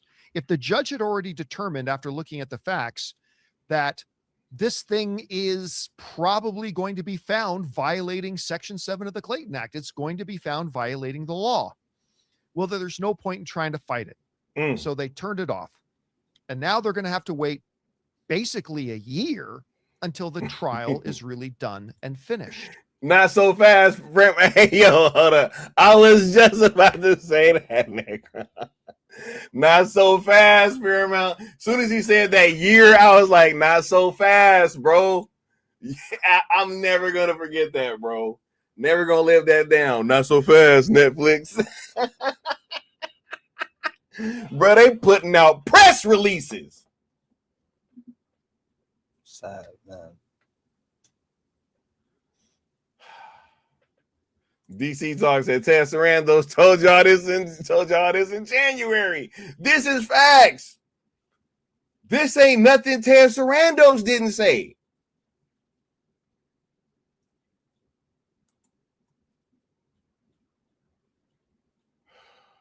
Ted Sarandos told y'all. Sky told y'all. I told y'all. I mean, I don't know what else y'all want, bro. Like, Hey, I was telling him before Ted was, bro, and Ted got on here and said verbatim. No verbatim, bro. Right? There's no redundancies over here. There's no redundancies, bro. None. Right? Nah, let's keep it going, though. Let's keep it going. And here's the thing, by accepting that, you guys know, we've talked about this on the show, guys. Oh, it's a panel. As soon as they don't close the deal by the end of September, Paramount's got a ticking clock that they're going to have to pay between $6 and $7 million a day in penalties to Warner Brothers shareholders. They gave the Warner Brothers shareholders, we guarantee we'll have this thing locked up. Hey, bit off more. Hey, you got too much dip on your chip, soldier. You got too much dip on your chip, dog. See, look, you got to back up, right? Not so fast, bro. Y'all tried to bite off more than you could chew. You like, oh, yeah, we can guarantee this thing is a done deal. It's a done deal. We just gonna grease some palms, right? Integrity said, wait. Are you telling me the people that get everything wrong were wrong again? Crazy, right? This is wild, bro. This is wild. Oh my goodness. Let's keep it going though. By the beginning of October, end of September. As a matter of fact, we're guaranteeing it so hard that if we don't close by then, we'll pay you $650 million per quarter. That roughly works out to about $6 to $7 million a day that we don't close it. And now this thing's going to be like a year late. We're talking anywhere from $1.1 to $1.5 billion in penalties they're going to have to pay. Man, to that's like 3 or 4 Qatari jets. I mean, that's a big thing for those states that are donating to the cause. Yeah. So here's the thing, because of that, and because Paramount was so clear for so long that they fully intended to close this deal quickly. Too much dip on your chip, soldier. They're coming out right now and saying, oh, no, we're just really confident we're going to win the trial down the line. No, they're not. No, they're not. They can say that all they want. If they believed that, they would have fought in the hearing in 2 weeks. Yep. If they believed that, they wouldn't have put guarantees in place for Warner Brothers that we're going to pay you $6 to $7 million in penalties per day if we're late. I have been on this show and I've said, guys, for months that yes, there are hurdles. Yes, there are complications. And yes, I think they're going to have to make some compromises. But at the end of the day, I think this Paramount deal goes through. I think I was wrong. I now stand here today. I don't think this Paramount deal is going to go through. And no. What? No. What? What, bro? What? I was literally going to say earlier, I'm like, Somebody get these beggars out of here. is he agreeing with us?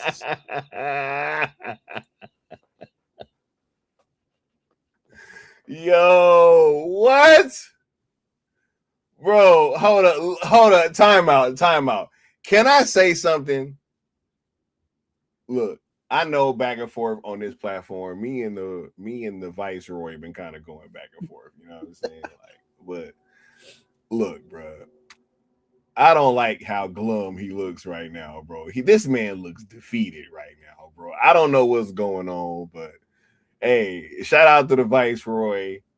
You know what I'm saying? I know he's a cunning linguist. Maybe he can go work out something in that aspect and it'll cheer him up a little bit. You know what I'm saying? But anyway, bro, let me get back to this video.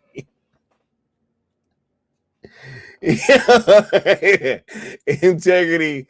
He's like, nah, bro, right? So we didn't learn. We didn't learn from last time. We didn't. So we didn't learn. Comprehension. We didn't look. Yo, oh my God, man. Crazy, bro.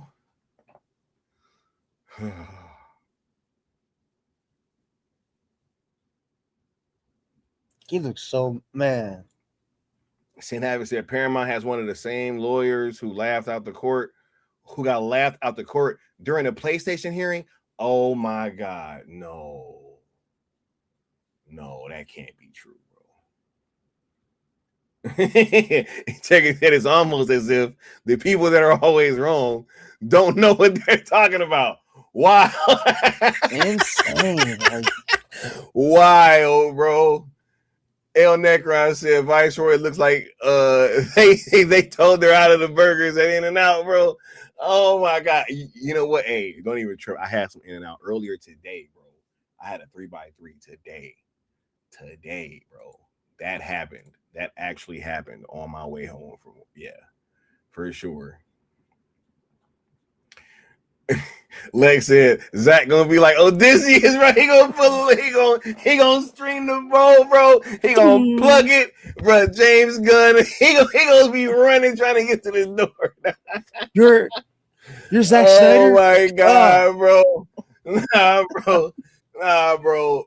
James Gunn is definitely continuous, bro. He's definitely taking off as soon as he hear him pluck that bow, because he already know what that means, bro. It means he's here and he's hunting. Right? It's a warning, bro. Grab the spears. Grab the shields. he like, hey, take Matt Reeves' Clayface. Creature Commandos too. Right? Man of Tomorrow. We gotta stuff everybody to Man of Tomorrow. Put out Man of Tomorrow. We gotta rush it. Oh hey, my God, shout out to Josh Herrera, bro. Oh, right. What's up, Josh? Facts, bro.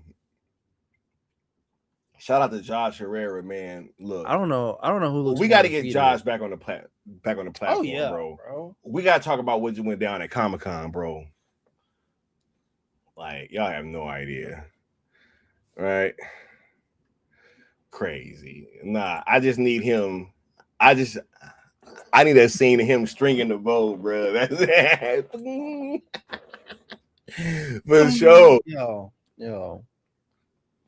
Yeah, man. This is wild though, bro. Like this is crazy. I have to hear Campia say this one more time. Let's back this up, bro.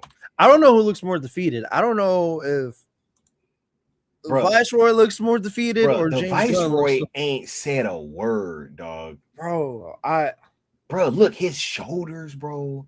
Like, yo, it's everything. Like, it's in, like, he's just. His hair's deflated. It's just, you can see it, bro. Like, I already got to deal with this fucking James Gunn DCU shit. Now I got to deal with this. He's like, I would just release the air cut. Yeah, well, he doesn't want the air cut to be released, so there's that. All right. Oh.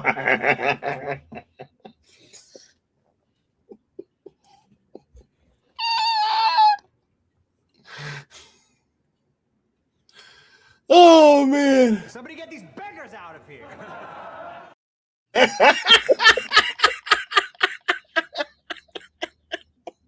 Oh, yo, man, this is crazy, bro. This is crazy, bro. Oh, let's keep this going, man. Damn, dog. Let me hear this one more time. That yes, there are hurdles per day if we're late. I have been on this show and I've said, guys, for months that yes, there are hurdles. Yes, there are complications. And yes, I think they're going to have to make some compromises. But at the end of the day, I think this Paramount deal goes through. I think I was wrong. I now stand here today. I don't think I was wrong. I think I was wrong. I I think I was wrong. I now stand here today. I don't think this Paramount deal.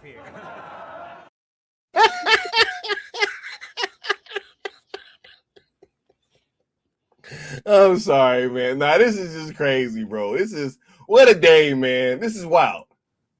I now stand here today. I don't think this Paramount deal is going to go through. And I think Paramount knows it. And I think what Paramount is doing right now, and again, this is just my opinion. This is just what I'm surmising. Okay.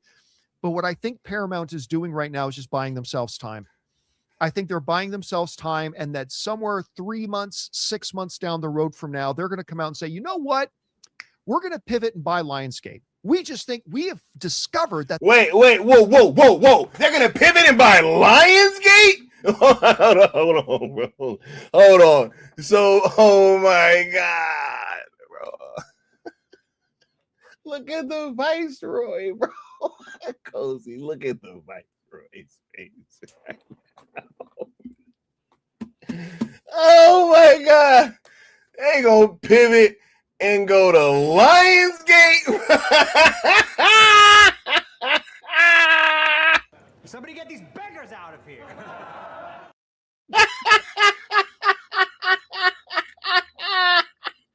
We did all this shit for Lionsgate.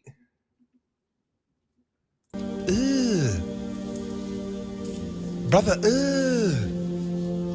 what's that? What's that, brother?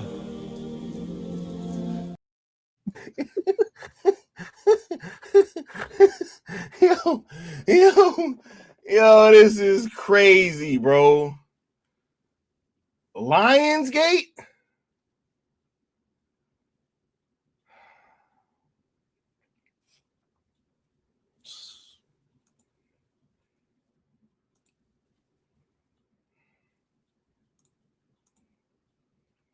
Lionsgate is crazy.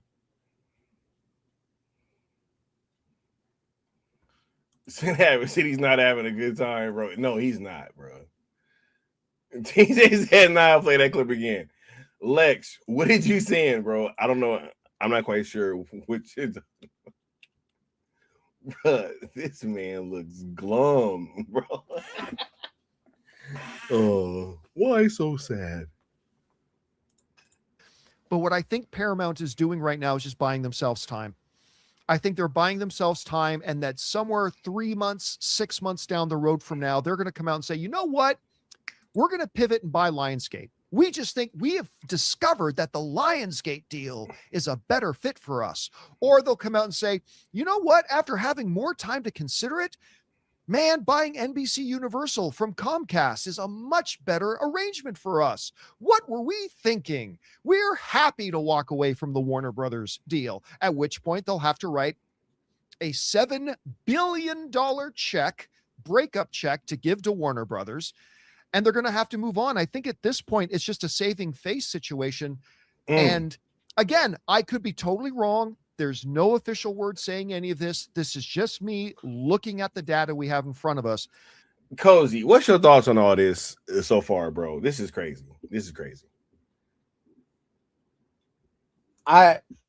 that he's coming to the conclusion now and not before of like it took him now to be like, oh, I was wrong. I thought Paramount had it, which they never did. But my whole thing is, are they even gonna have enough money to, I don't know, try to get Lionsgate or try to get NBC Universal with what? Yeah, that's a much smaller deal, bro. It's much smaller.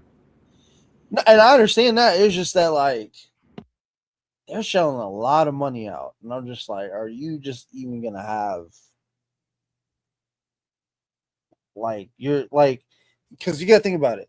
They already have debt. Then we're saying that how long this ticking fee goes, they're paying more money. Then they're gonna have to pay the breakup fee. And it's just I agree with them on the whole, they're gonna try to save face because that seems like a David Ellison move of like, with his whole, oh no, this whole pause on the merger is a significant win.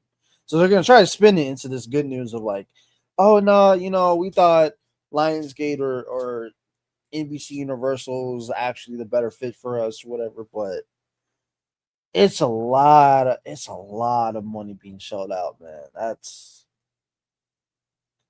But I just whole find lot of chicken, dog. Whole lot whole lot of of bread, schmeckles. You know what I'm saying? A whole lot of simoleons, bro. You know what I mean? Whole lot of bread, man. I'm just like, I'm not saying they can't get Lionsgate or NBC Universal, but by the time they do that, are they going to be able to do anything with it? Because it's like you're just wasting a lot of money. But yeah, that's really all I gotta say. I at this point, Campia is just confirming everything we've been saying and been talking about coming this with this merger and all that. Confirming all of it, bro. Let's keep it going because they say the Viceroy say something. So, shit. I'm hoping he has something great to add to the conversation. But I think regardless of anything Paramount is saying right now to save face, they don't agree to this basically 1 year delay unless they know they're beat.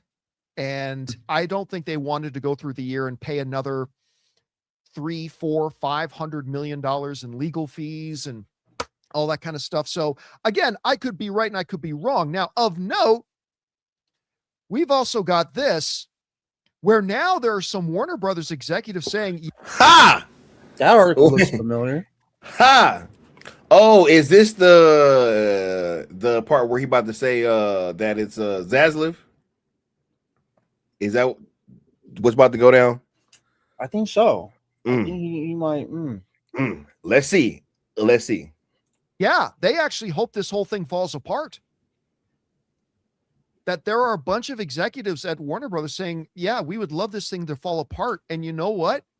It doesn't say so in the article, but I will bet dollars to dimes that one of those executives is David Zaslav.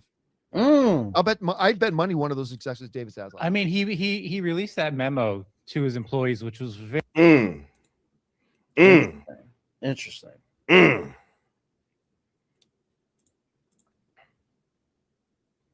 Hold on, where's that video at, bro? Let me find it. And will this be a fully exclusive 45-day theatrical window? Fully exclusive to theaters, yes. And will this be self-enforced? In other words, if you fall short of that? That is the industry. It is the industry standard for self-enforcement. However, routinely, movies that underperform, the window moves a little bit. And Superman was a little shorter window, and Sinners was a little longer window, but they still could refer to it as a 45-day window. And so I guess the trend right now, though. I wanted to play that because shout out to Ted Sarandos going to go answer questions like a man, yo. Right? When they was talking about this deal and Congress or the Senate or whoever wanted to go talk to him, he went down there and they talked to him. Right? He doesn't have anything to hide. Right? David Ellison has been summoned multiple times to talk about this deal and has refused each time. Right? Yeah, bro. All of the executives turned down this deal multiple times. We all remember this. It wasn't until all that Elon Musk bullshit was going on and all that cancel Netflix and all this stuff and I mean, yo, we're not dumb, bro. We see these relationships.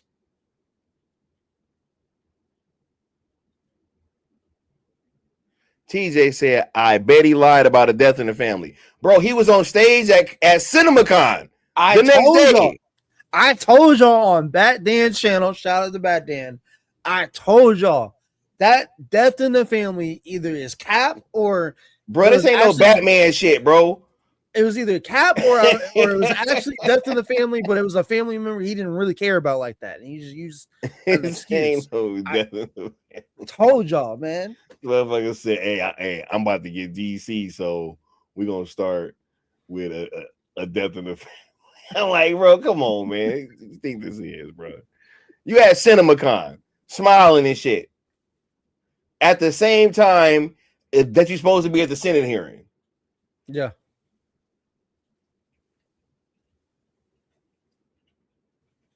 Integrity said, "This is what happens when you use your one wish, Willow to say anyone but Netflix." Exactly, bro. Exactly. Right? Yeah, he was at CinemaCon bragging. They ain't bragging now.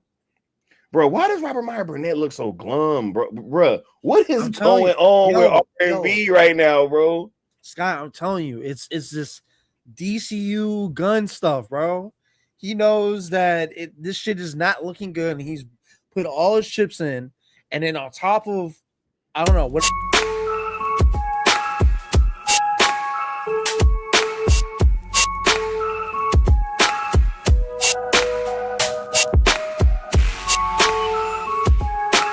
Because this movie has to be the definitive Superman movie.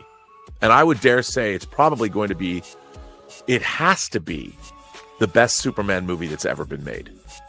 Because the DC universe, this new DCEU, if it's anything less, it's a failure. When you say that, are you saying like the quality of the film, or are we talking box office numbers like Man of Steel? I'm both. Yeah. This movie has to be the best Superman movie of all time. What's really interesting is there's this weird, like, I don't think that James Gunn's Superman is in competition with anything else. They're starting from scratch and building something new. The economics are not to be compared to something that happened over 10 years ago. They've spent the money on 2 movies. Wait, I didn't mean to cut you off, bro, but I just had to show so you mean to say that he's been all in on James Gunn's universe, right? right, like that's what we have to say, right? And then wait, one more thing, and then just so y'all know, we went from all that to this. You know what this universe is? It's ordinary. I mean, it might be fun, but it has no gravitas. It has no weight. Superman, it was fine, I guess, but it seemed like it was truncated from the 3-hour-long movie it was going to be, and they cut it down to 2 hours to be safe. This movie is the same thing. I don't feel we've actually seen a real DC Universe movie yet. Maybe Lanterns will change my mind. Maybe Clayface will change my mind. But you know what the thing about the DC Universe is? It's mythic.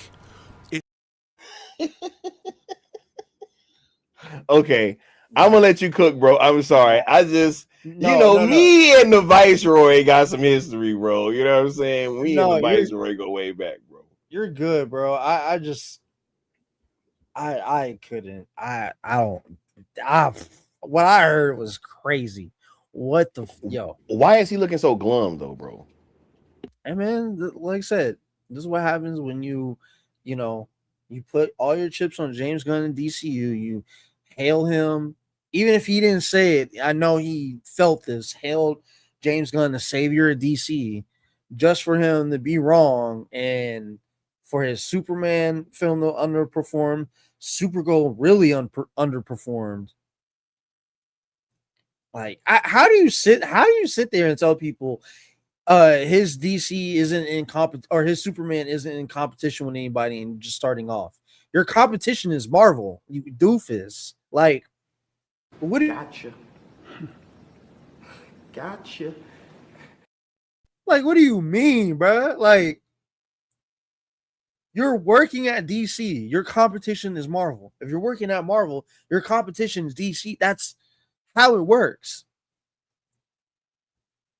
Doesn't matter if you're starting off or you're in your like 5th phase or whatever. You're still in competition. Like, but yeah, man. Like I was saying, like when you put all your chips and you double and triple down and talk all this smack online, where there's a stream on Twitter, now you got to sit with what you said. You thought Superman was going to make $1 billion, and it has to make $1 billion. It has to be the best Superman movie ever. It didn't do that. Supergirl really didn't do that.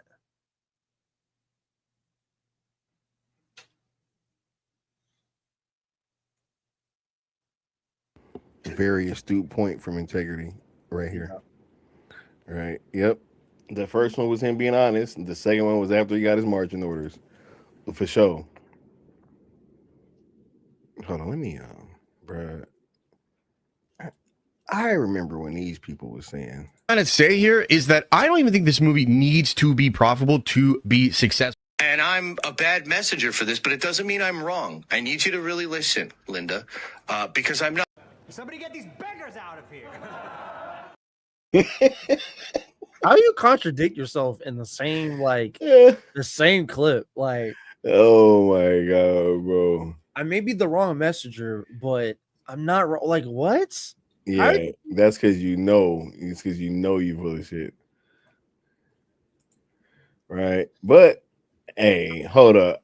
But look, let's get back to the Viceroy, bro. Maybe he got something to add to the conversation that's gonna make him feel better. Right. Maybe he's just waiting to get it out and he's just holding on to it. And that's why he's looking so glum. But let's keep it going. Times that one of those executives is David Zaslav.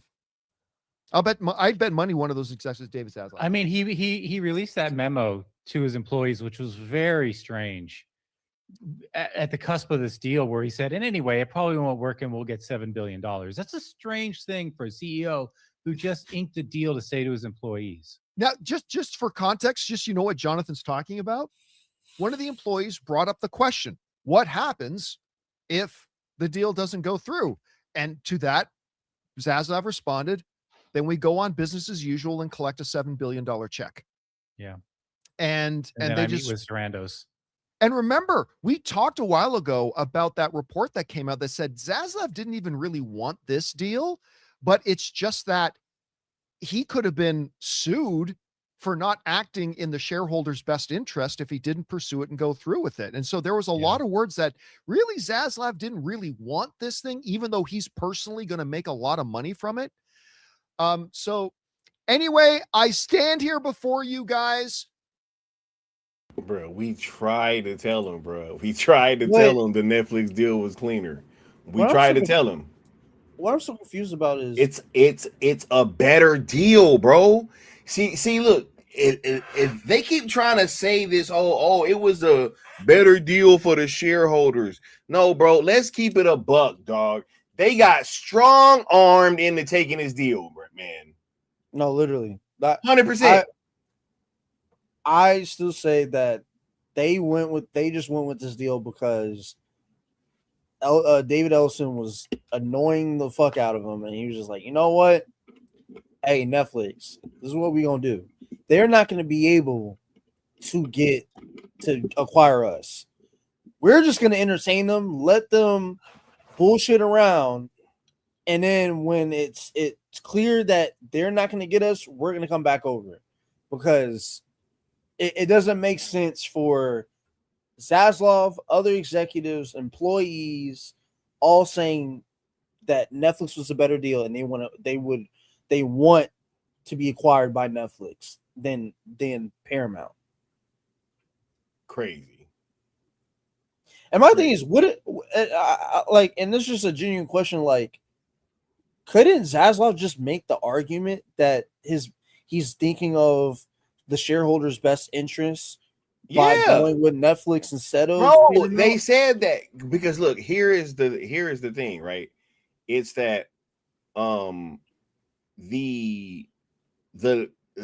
Netflix deal kept the streaming and studio separate from everything else, so everything else could have been sold or spun off into something else, and somebody else could deal with that situation, and they could make more money, right? Or possibly keep their executive structure intact and be able. If there was all type of stuff that they would be able to do with that situation, still having Discovery Global instead of just throwing that in with this deal, when it would have been better if the streaming and studios just went to Netflix, because that's exactly what it was, man. Right? Mm-hmm. Hey, yo, we talked about that. It looked like it when we was like, hey, man, there is a situation where that whole Ted Sarandos thing and how that whole thing played out, it was like, hell, all this happened on the same day. Like, all of a sudden, they got a meeting at the White House, and during that meeting, Warner Brothers comes out, hey, Paramount deal better. And then Ted Sarandos literally said that by the time that they got out of the deal, Netflix had already been like pulling out. It was like, wait a minute, what the hell is going on? Right? Discovery Global Partners, right? Hey, what's going on, HMDS? What up with you guys? Chilling. Right? Yeah. Frank C said Ellison went to the shareholders and explained everything. That's why Campia said that they could have sued Zaslav. Yep. I remember that. Yeah. Now that 45-day window gone. Gone. Hey, gone. Wasn't but what they say? I mean, the homie kind of laid it out, right? I mean, I don't know why they didn't listen, but And will this be a fully exclusive 45-day theatrical window? Fully exclusive to theaters, yes. And will this be self-enforced? In other words, if you fall short of that? That is the industry. It is the industry standard for self-enforcement. However, routinely, movies that underperform, the window moves a little bit. And Superman was a little shorter window, and Sinners was a little longer window, but they still could refer to it as a 45-day window. And so, somebody get these beggars out of here.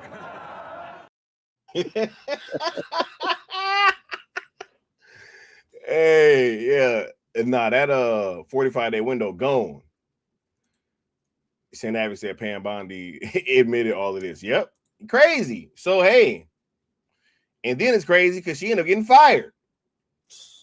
Right? Like, it's crazy how much like crossover this whole situation had.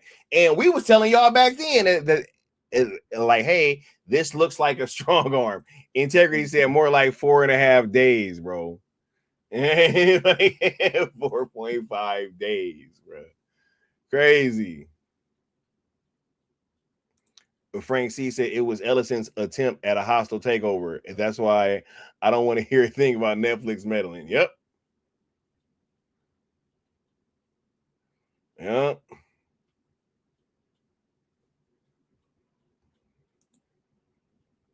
Crazy. Nasty work. Nasty work. But we gonna see. We gonna see. All right. Hold up. Let's check this poll real quick, because we got a poll in the chat, right? Where the question is, does this pause ultimately kill the Paramount Warner Brothers merger? We got 16% saying no, 38% saying too early to tell, and 47% saying yes. So a little bit of everything, right? And I've been happy with you guys engaging with the polls, right? I try to be fair, right? I try to be like Switzerland in the polls. See, because on stream I can say what I think, you know what I mean? But I like to allow for you guys to express your feelings through the polls, right? And I want all viewpoints represented, you know what I mean? But Cozy, I mean, bro, ain't this crazy though that we pretty much got I almost said something crazy. John Campia and them admitting that this thing is probably dead now. I I appreciate him actually admitting that he's wrong, because a lot of people will just double and triple down and be like, "Hey, man, nah, they still got it in the bag." I commend him for coming out and be like, "Hey, man, I was wrong. I don't think Paramount's gonna get this." Right. But also, it's like, you champion for this, bro. You championed it. Yeah. Hey, I don't want to. Right, y'all was on the anybody but Netflix train. He was one of the people on that train, bro. And that's where I'm like, y'all were wanted this, and now that y'all are seeing the writing on the wall, which was written in neon paint, all of a sudden it's neon. Hey, man, I don't think that shit was written in Vanta black, bro. It was Vanta black. It was like that black that absorbed all the light. You know what I'm saying? Oh yeah, yeah. There's no way you couldn't see it, bro. Right? HMDS says, Skywalker, what are you hoping will shake out in this whole thing? Man, I'm gonna talk about that tomorrow for sure. That's the stream tomorrow. This is just me explaining what's going on and taking another victory lap, because we told y'all, we told everybody, it was like, hey man, this shit ain't no hey, all right, bro. Look, y'all should have known better when Ted Sarandos was sounding like me, right? Like, that's crazy. Integrity says, on a serious note, I never understood why people are so terrified of being wrong, right? That's the crazy. That's how you don't get anything done, bro. You can never hold up. You know what? Let me find this, man, because I think this is a great. Yep, I think this is a great example of what I was about to say.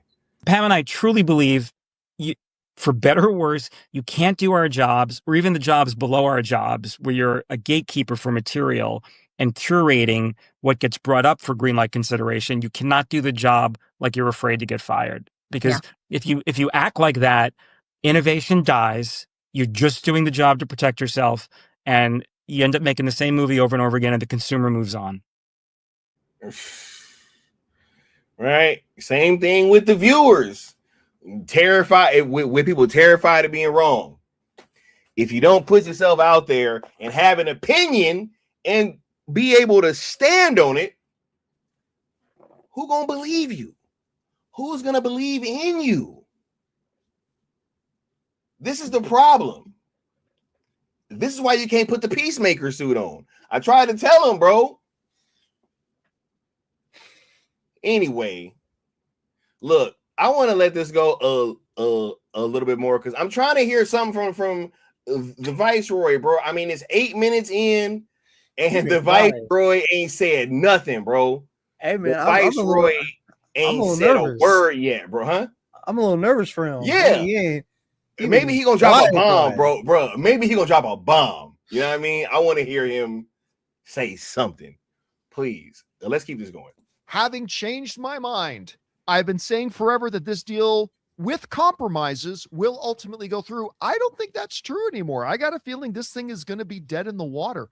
Anyway, Rob, you've seen all the latest developments. Now we're finding out that they're even. All right. Here we go, bro. Here we go. I can't wait for the observations. All right, bro. Let's see what the Viceroy got to say. There's executives saying, yeah, please let this thing just die. We don't want to go through with this. But anyway, what's your takeaway from this? Do you think Paramount actually means it when they say, no, we're looking forward to seeing this thing through and we're going to complete this merger? Do you think, like I do, that they've quietly resigned from it? Do you see this happening? Not at this point. What do you think? Well, I guess, John, through all of this and all the discussions that we've had, I've still been waiting for a good reason why Paramount even wants to do this in the first place. Whoa. This is crazy, bro. Why do they sound like me, bro? This is bro. Wait a minute. You know what's funny? Because, bro, this is some anybody but Netflix shit. This is what this was. This is what they're admitting to you, that this shit was anybody but Netflix. They are admitting to you this was anybody but Netflix, bro. He like, I don't even know why they want this shit in the first place. But you weren't saying that before. Now all of a Bro, sudden, why do they even want this? This is crazy. This bro. is no, Sky. You know what this The is? switch up is insane. Somebody get these beggars out of here. No, Sky. You know what this is? This is everybody who was shitting on Zach and then is now coming out and saying, "Hey, Zach's DC universe is the best thing ever, man. There's nothing that's out." I don't know why we were going with James Gunn's DC. Yeah, I don't know what. Why did Paramount even want this thing in the first place? Like, whoa. What is that? What you were saying before? Is that what you were saying before?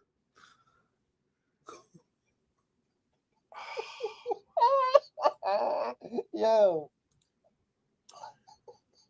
Yeah, nah. We forgot that Casablanca line. Yo, that's the craziest answer I can hear from after that question, bro. Bro, hold up. I gotta run this back. I can't even believe that this started that way, bro. We're looking forward to seeing this thing through, and we're going to complete this merger. Do you think, like There's I no do, way that he they said that quietly? Bro, there's no way he opened his statements with that, bro. There's no way. This is crazy.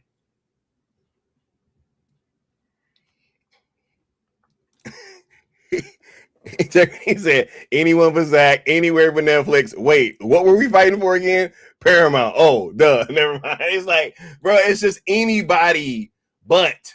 Anywhere but. Let's. Resigned from it? Do you see this happening? Not at this point. What do you think? Well, I guess, John, through all of this and all the discussions that we Through all of this? That implies you've held such beliefs for quite some time, bro. What?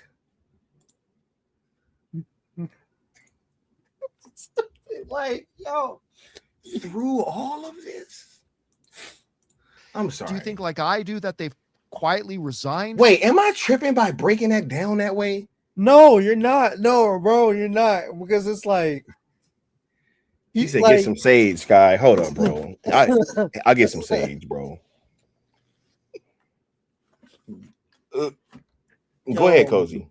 It's just like, yo, because he's trying to paint it like he had this question all along of like why they even want WB? Why are they even trying to acquire insight, bro? No, that is not what you were saying before. And my thing is, and look, and I know there's still more clip to watch to hear his answer, but Campia at least came out and said, "Hey, I was wrong. My bad. Like, hey, I thought Paramount had it. I didn't realize how much of roadblocks and potholes there is in the road. That's on me." And R&B's answer is, why do they even want this? Why are they even trying to get this? Bro, you know how, look, see, I got the sage, y'all. I'm cleansing the energy. We over here. We on good vibes. I'm going to just point this out. You want to know why this doesn't surprise me? Because he did the same shit with the Snyder Cut. Yeah. He did the same shit. He talked all that nonsense, said it wasn't real, and then at the very end of it said, well, I mean, I said that there wasn't a finished cut of the Snyderverse. I never said that there was, like, what? Right? Refuse to be wrong, bro. Can't take a L. Can't take a L. Now it's, I don't know why they were pursuing this. I don't know why. Bro. We don't know why. Never gonna work, bro. This was never gonna work. They were never gonna let me go mainstream, bro. Like, this just can't happen. Because I can't do this, bro. Like, there's no way that I can just like be doing these types of things and just be on. I mean, and maybe if you look at it like you're acting and you're playing a character, maybe. Right? I don't know. want to play it. I wouldn't. Maybe it's that. There's a lot of characters I would want to play. Not that. Nah. Because you're cosplaying as yourself. That's what's weird. Oh my god. Hey, wait. Tell me you felt that seismic shift, Cozy. Did you? Of what you said of they're playing themselves? Oh no, you obviously didn't. I'm about to. And maybe Batman can explain it. What's up, Apex? Bro, what's going on, bro? Yo. My dog felt a disturbance in the forest, eh? Yeah. I didn't realize we put up the bat signal. I am a Jedi, like my father before me. Oh man. Yeah. For sure, bro. Man, what's good, fellas? Cozy, Sky, how y'all doing, man? What's going on, bro? How you feeling, man? Man, I'm doing well, bro. I was doing my thing, and then something told me, man, let me check YouTube real quick. I was like, hey, the Dawn is back again. I was like, let me hop on real quick, man. The homie Scott done fired it up, and Cozy's there too. That's what's up. And I see the topic, and it's a good one. Hey, bro.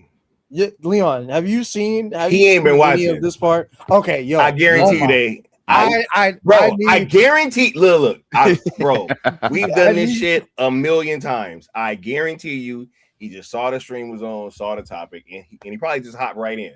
That's it. He's watched none of this, bro. Nope. I need you to. He's watched none of the cope, none of the backtracking. Oh, are you serious? I need you to play. Yo. Are you serious? I wouldn't ask you to replay shit. I need you to replay what he said, what Campia said. Hold on. And what this guy was about to say. Real quick. Before you do that. He said, true. Roll the tape. He said, restart the clip from the beginning. Damn, bro. Hold on. Bro, are they both coping? Bro, we are 8. Bro, the whole fucking panel is coping, bro. The whole Are you panel serious, is coping, bro? Hey. What they trying to say? Like Paramount shouldn't have got it. Bro, this shit is crazy, bro. But look, I don't think even though they were twerking all along. No, I'm not gonna start it all the way over. No, not all the way over. But we will go back to the important parts, bro. I will do that. Oh, for sure. Wait, because I think it was right around here, I think. Wait, I think it was right before he like went on the panel, right? Wasn't that part of it? Or like no, I don't think it was. Oh my god, bro. Oh, man. You know what? I'm gonna just let it rock. How about that, bro? I'm gonna put it on fast mode. For sure. Whatever y'all want to do, man. But this is crazy that they're. I need Leon's like reaction to this, bro. Because because I know what it sounds like. I know what it means. What y'all saying, and I'm like, I know they ain't up here trying to act like they wasn't the flag bearers of this whole That's shit, what I'm saying, bro. I know they ain't doing that, bro. Bro, but look, here's what I also want you to notice, bro. Robert they did the same shit with ZSJL, dog. Bro, that's what I just said. That's what I said. No, look. Here's the thing. Campia admitted he's wrong. Okay, now I gotta really fucking hear this. It's Robert, bro. It's Robert that ducked the smoke. Robert, but I was like, it's crazy because he's the one that did that with the Snyder Cut too. Like, he acted like, and it was R&B. Well, bro, I never said that the Snyder Cut wasn't real. I said it wasn't completed. It wasn't all the way finished. Like they needed to do some work. No, motherfucker, you literally said that it didn't exist, and you made people feel dumb as a result. Y'all were just talking about this. Yes, bro. Facts. That's hilarious, bro. Look, I'm gonna just run this, bro. I'm gonna just run this real quick. I put it on a little bit faster. Here you go, bro. Warner Brothers merger, as you hold on. I read the judge's entire It's decision. not, because he was just Thinking explaining clock this that they're part. going to have to pay between $6 and $7 million a day in penalties to Warner Brothers shareholders. They gave the Warner Brothers shareholders by then, we'll pay you $650 million. That they would have fought in the hearing 4 months. That yes, there are hurdles. Here we go. $6 to $7 million in penalties per day if we're late. I have been on this show and I've said, guys, 4 months, that yes, there are hurdles. Yes, there are complications. And yes, I think they're going to have to make some compromises. But at the end of the day, I think this Paramount deal goes through. I think I was wrong. I now stand here today. I don't think this Paramount deal is going to go through. And I think Wow. Well, damn, this is crazy. I'm already shocked. Yeah, right. Nah, yeah, bro. That's a very mature statement from him. I told you. I never thought I'd say. Nah, bro. Wow. Campia gave it up. DC all the way with 1,000 jewels, the gold trophy. Hey, thank you, DC. Appreciate you, bro. Appreciate you a whole lot, bro. Matter of fact, let me go ahead and give you this full drop from Mr. Verisimilitude himself. You know what this universe is? It's ordinary.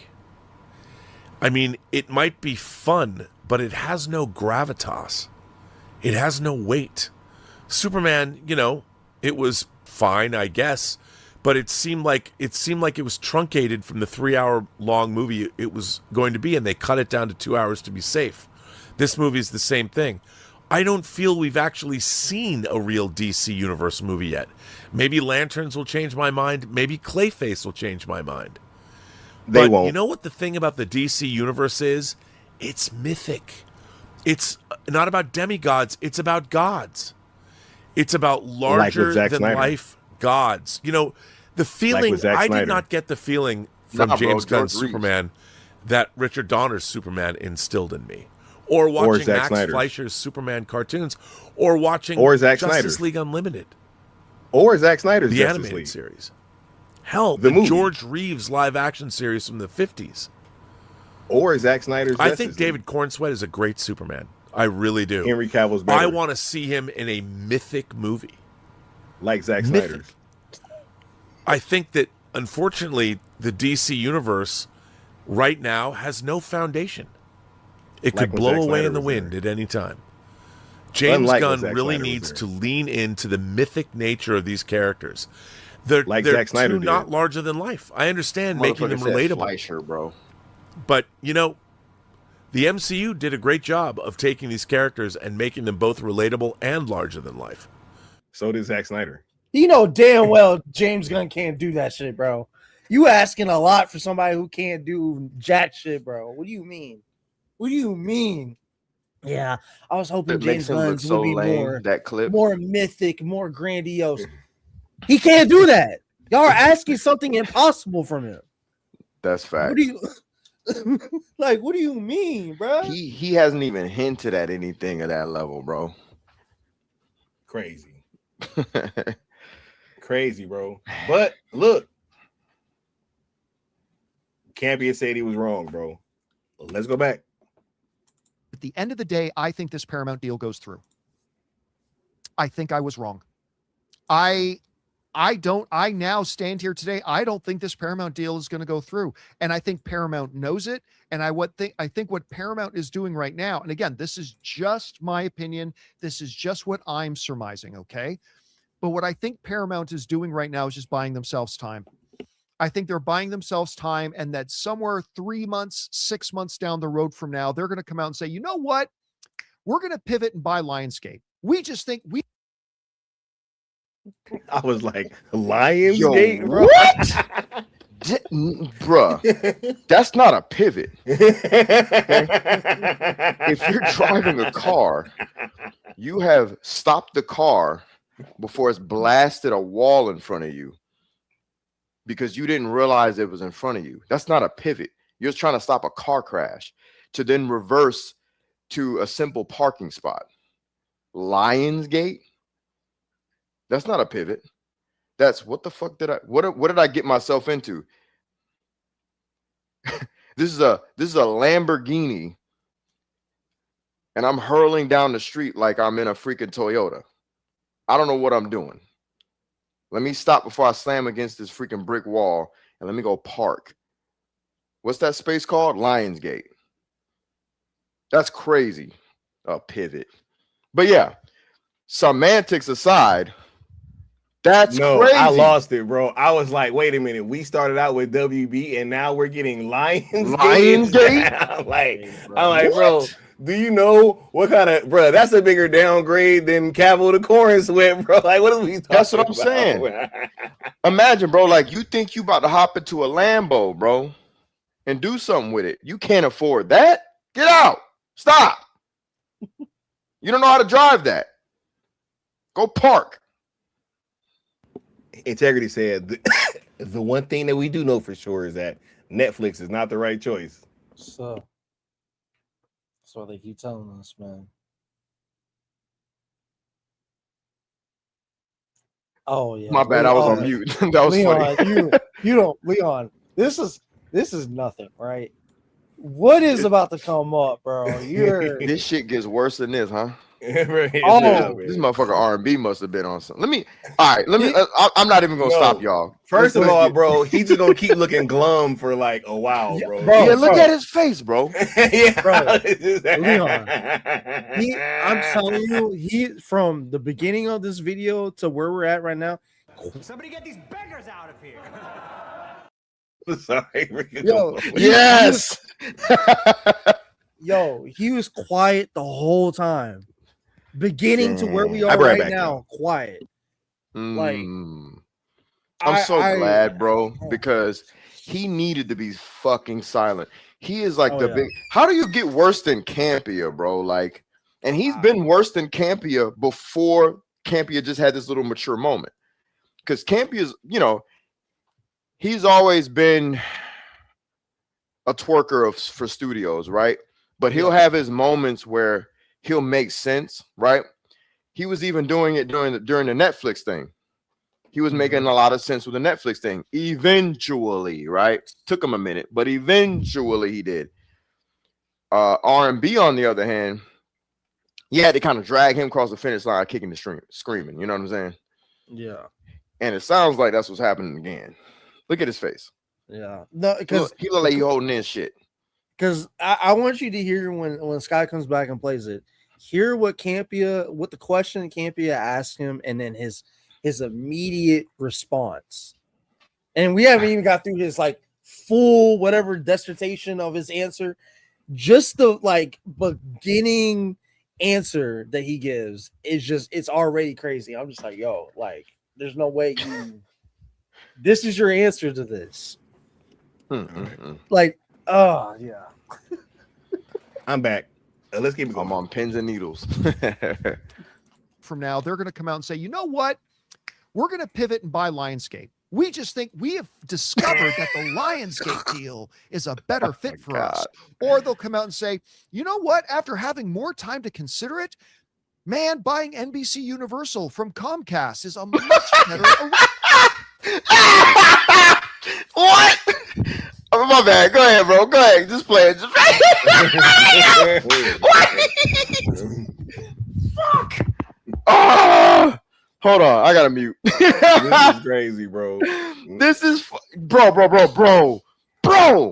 We have gone from the prestigious golden logo of Warner Brothers with all its powerful IPs to what the hell did he just say? Lionsgate and NBC? What NBC Universal, bro? This is crazy as hell.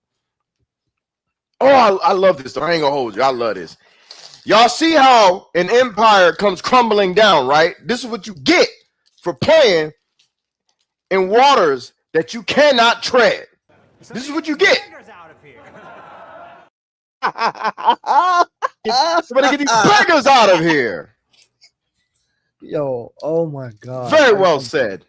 I'm so happy that's a clip, man. Oh my god. Oh my. That's so apropos right now. Hey, Scott, do me a favor.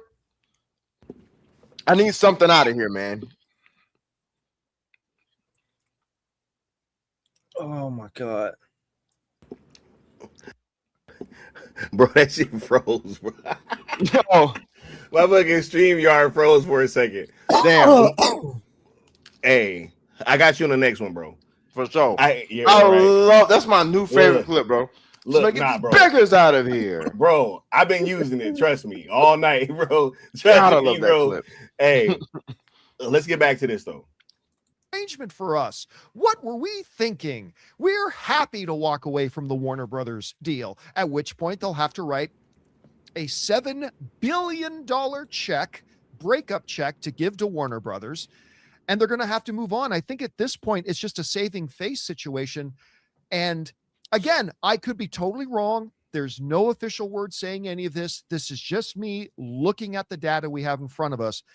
But I think regardless of anything Paramount is saying right now to save face, they don't agree to this basically 1 year delay unless they know they're beat. And I don't think they wanted to go through the year and pay another $300, $400, $500 million in legal fees and all that kind of stuff. So again, I could be right and I could be wrong. Now, of note, Yeah, because don't they got to keep paying the shareholders, right? $7 million a day starting in September. Yep. Starting in September, $7 million a day. Oh my God, I'm looking forward to September. Do you remember the time you had in September? God day. Don't.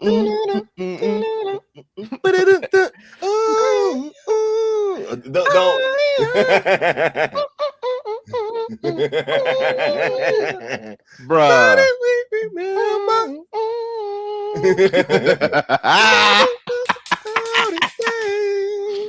This is crazy, bro. That's a lot of money per day, dog. That's a lot. They already didn't have enough to even bid. Like, bro, right? Hey, that's why I was on Sky. I'm like, you're using money to get this to bid. You're paying. You had to pay money for the breakup fee, for Netflix's breakup fee with well, yeah, you got to pay with this ticking fee, depending on how long this ticking fee goes. And if it doesn't go to you, you got to pay another breaking fee with to WB. So it's just money being shelled out. This is crazy. And it's September or October. I'm checking right now. Either way, but go ahead, Cozy. But people want to tell me, hey man, they're promising 30 movies a year. All right. All right, okay. 30 movies a year with what money? They ain't even gonna have enough employees to do that if the merger went through. You know what I'm saying? Like, what you mean? Who gonna do it? Exactly. Who's gonna do it with what? Like, with what money you're gonna pay? October. Yeah, it is October. Hey, all good. Yeah. Hey, it's thank you for that, Frank C. Yep. September 30th is the deadline. Gotcha. Yeah, for sure. Hey, Frank be on point. Yeah, on point. Hey, appreciate you, bro. Crazy though. Hey, hold on, bro. You got to hear the rest of this though, man. For sure. Let's keep it going. Where now there are some Warner Brothers executives saying, yeah, they actually hope this whole thing falls apart. Bro, wait till you hear what he says, bro. Wait till you hear what he This is crazy. That there are a bunch of executives at Warner Brothers saying, yeah, we would love this thing to fall apart. And you know what? It doesn't say so in the article, but I will bet dollars to dimes that one of those executives is David Zaslav.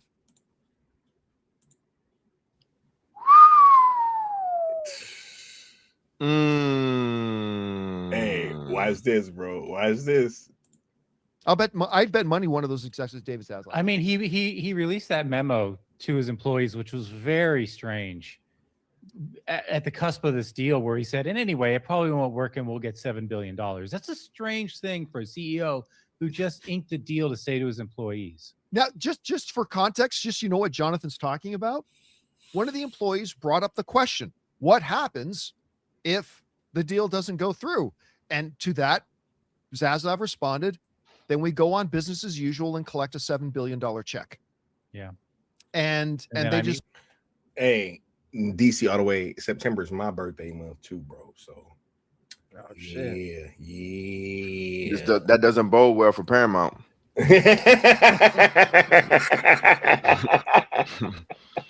Right? Because it looked like we about to be getting a nice little birthday gift coming up, bro. I'm just saying, bro. Too many of us over here got September, bro. Hey, got the Sky, got DC. Who else got September? Put September in the chat. Yeah. Shit, if you got October too. All the September and October babies. God bless y'all. With Randos. and remember, we talked a while ago about that report that came out that said Zaslav didn't even really want this deal, but it's just that he could have been sued for not acting in the shareholders' best interest if he didn't pursue it and go through with it. And so there was a lot of words that really Zaslav didn't really want this thing, even though he's personally going to make a lot of money from it. Bro, Zaslav didn't want, he wanted the Netflix deal, bro. I was about to ask. That's what we was, who do y'all bro. think he wanted? The deal that was going to make him more money. Bro, here's the thing too. And Even keep his jobs. mentor was saying that the Netflix deal was the easier transition, right? So it was the cleaner deal all around, bro. Yep. It was the cleaner deal all around. Everybody over here was warning y'all, but y'all was on this anybody but Netflix shit, and now look at you. Hey, and shout out to them assholes, right? Shout out in this way. I already dropped too many F-bombs. F y'all, I'll just say that because they still out here hashtagging Paramount. But I'm going to take what Zach said to heart when myself and the homie Skywalker were sitting, we were sat before Zach and Frank Miller, that is, and during the interview, a goofy ass said, Justice League 2. And then had the nerve to say Paramount. And in response to all that, Zachary Edward Snyder said, and I paraphrase, I want to quote, didn't he say, they're all fucked up, yep. They're all fucked up. Pregnant pause. Characters, that is. The characters, that is. Bro, the look on his face was like, shit. Basically like, yeah, man, I would love to do that shit. But there's too much bullshit going on right now. He went to Paramount. Y'all remember that, right? Yep. He did that Paramount visit. He posted that shit. We ain't heard none since from that. Outside of like brawlers, rumors, and shit. Zach didn't walk away from that. I don't think Zach walked away from that feeling wholly right. I think that maybe the brawlers thing is a thing with Paramount, obviously, right? We see the casting calls and all that. That's locked in or whatever for now, right? Yep, UFC project. But you know he talked about Snyderverse. And I can guarantee you he didn't like what he heard. Yeah. Hence why he said what he said during that fucking interview with Frank Miller. I've never seen him pissed off about that topic ever. Even before the fucking Snyder Cut came out, I ain't seen him that pissed off. Y'all think about that, bro. Think about that. I'll even add more fuels to the fire. Mm-hmm. Go back to that picture of when you posted of Clark at the bar saying you fucked up. That post and that break that down. So the post he had of like when Clark got the beer poured on him. The beer poured on him, yeah. He had in his like quote or the caption of like you fucked up. And it was that post was made when everybody found out, Paramount is the one that bid higher than Netflix and is going to be the one that's going to get WB, or so we thought, or what they think. And with that, it's like, what are you trying to say? Because when it was Netflix that had the bid, look at all the posts Zach made about DC. Then now Paramount is up the bid, and now they're the ones in conversations with WB. Hey, that's a good observation, Cozy, because all the other posts had optimism, hope, You know, all the shit that like Jeff Johns was twerking about, those words, hope and optimism. Those posts were full of that. Yep. Excuse me. Up until that day, that's such a good observation. And he posted something like, you know, Clark getting beer poured on his head. You fucked up. That's crazy. That's such a good observation. Fast forward or couple that and fast forward what he just said to the event that Sky and myself went to. Zack Snyder, Frank Miller interview. Stupid statement is made. Silly little dumb company is named. Zack has his reaction. And it is, they're fucked up, by the way. Pause. The characters, that is. And doesn't he does he ask a question to Frank, or do they get up and like in the whole like the questioning, that whole thing? After that, I think they keep they took another question, but I just want people to break that down for a second. The characters, and we've said this before, the characters were not fucked up at the end of Zack Snyder's Justice League. Nope. Who is he talking about? People, I'm sorry. I'll metaphorically slap anyone in the face for trying to act like this is not a metaphor for whoever he was talking about. That's not a damn character. He was talking about somebody. He wasn't talking about those characters because the characters weren't fucked up at the end of ZSJL. Facts. They were actually ready to fight, ready to rock. Bruce had just woke up from another nap in the nightmare sequence. He actually met Martian Manhunter. Martian Manhunter told him his parents would be proud of him. And before that, they were standing proud. Mm-hmm. Superman and Batman, after Superman picked Batman up out of apathy, they sealed the deal. They looked at each other like, yeah, man. Unspoken words. You my dog. That's right. You got my back. Wonder Woman looking proud. Aquaman looking proud. Cyborg looking proud. Flash looking proud. The motherfucking flying fox in the air. Does that look like characters fucked up to y'all? Absolutely not. Read between the fucking lines. Zach was talking about somebody, and it wasn't a DC character. One would surmise he's talking about those that were trying to take said DC characters. And now look at what's happening. All right. I ain't gonna hold up no more. I just wanted to say that because I'm really not talking to the chat or y'all on the panel. Everybody I just named is intelligent. I'm talking about the dumbass that was in the crowd saying that stupid shit, and the people that are right now on Twitter or X or whatever posting about hashtag restore, hashtag or at Paramount. Like, come on, bro. Yeah, I had somebody quote my post doing all that, and I'm like, bro, like, which they be doing that shit on purpose. And y'all are spamming it. It's not even like, yeah, and they be doing that shit on purpose.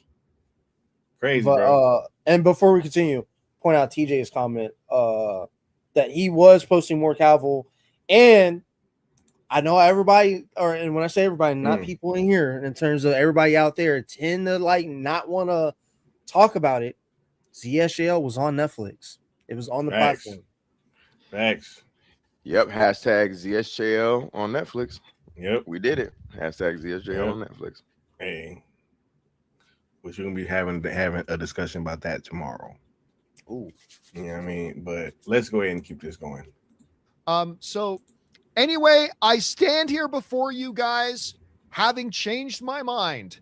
I've been saying forever that this deal with compromises will ultimately go through. I don't think that's true anymore. I got a feeling this thing is going to be dead in the water. Anyway, Rob, you've seen all the latest developments. Now we're finding out that there are even Warner Brothers executives saying, yeah, please let this thing just die. We don't want to go through with this. But anyway, what's your takeaway from this? Do you think Paramount actually means it when they say, no, we're looking forward to seeing this thing through and we're going to complete this merger? Do you think, like I do, that they've quietly resigned from it? Do you see this happening? Not at this point. What do you think? Well, I guess, John, through all of this and all the discussions that we've had, I've still been waiting for a good reason why Paramount even wants to do this in the first place.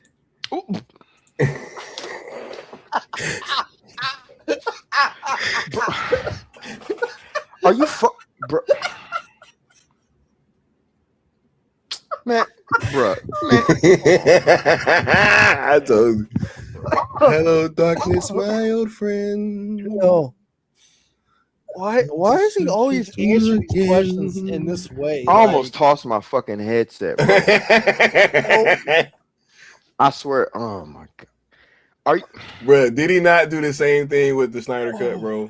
Did he not do the exact same thing? I cannot stand. That's this why I fucking brought guy, that up, bro. That's why I brought that up. I was like, no, because he seriously. did the exact same thing. I can't stand him. I can't stand him. You know what? I respect the hell out of somebody who stands by whatever they said with conviction and then can go back and revisit said convictions and then turn around and say I was wrong. Bro, we was just having that conversation, Leon. We was just having that conversation, bro. Yeah. Yes, bro. Earlier, we was just saying the same thing. I respect, dog. I respect it, dog. Like I'm gonna go as far as to say, to a degree, I respect the hell out of John Campea right now in this clip alone, not in general. In general, he's kind of a dumbass. No offense, but in this clip, I respect the hell out of him, man. Especially compared to this jackass. I can't believe this dude, bro. I can't believe this dude. This is crazy, man. He said, I don't even know why they're trying to do it in the first place. What? That's bruh. This is crazy. But yep. Wow. Well, I guess, John, through all of this and all the discussions that we've had, I've still been waiting for a good reason why Paramount even wants to do this in the first place. Like, yeah, I we've talked about that a lot. Yeah, and I, with this going on, with all of these headwinds blowing into this deal, I would think that at some point you just go, okay, you know, we gave it the old college try. But in terms of putting themselves in their debt position, how does this at all strengthen a company?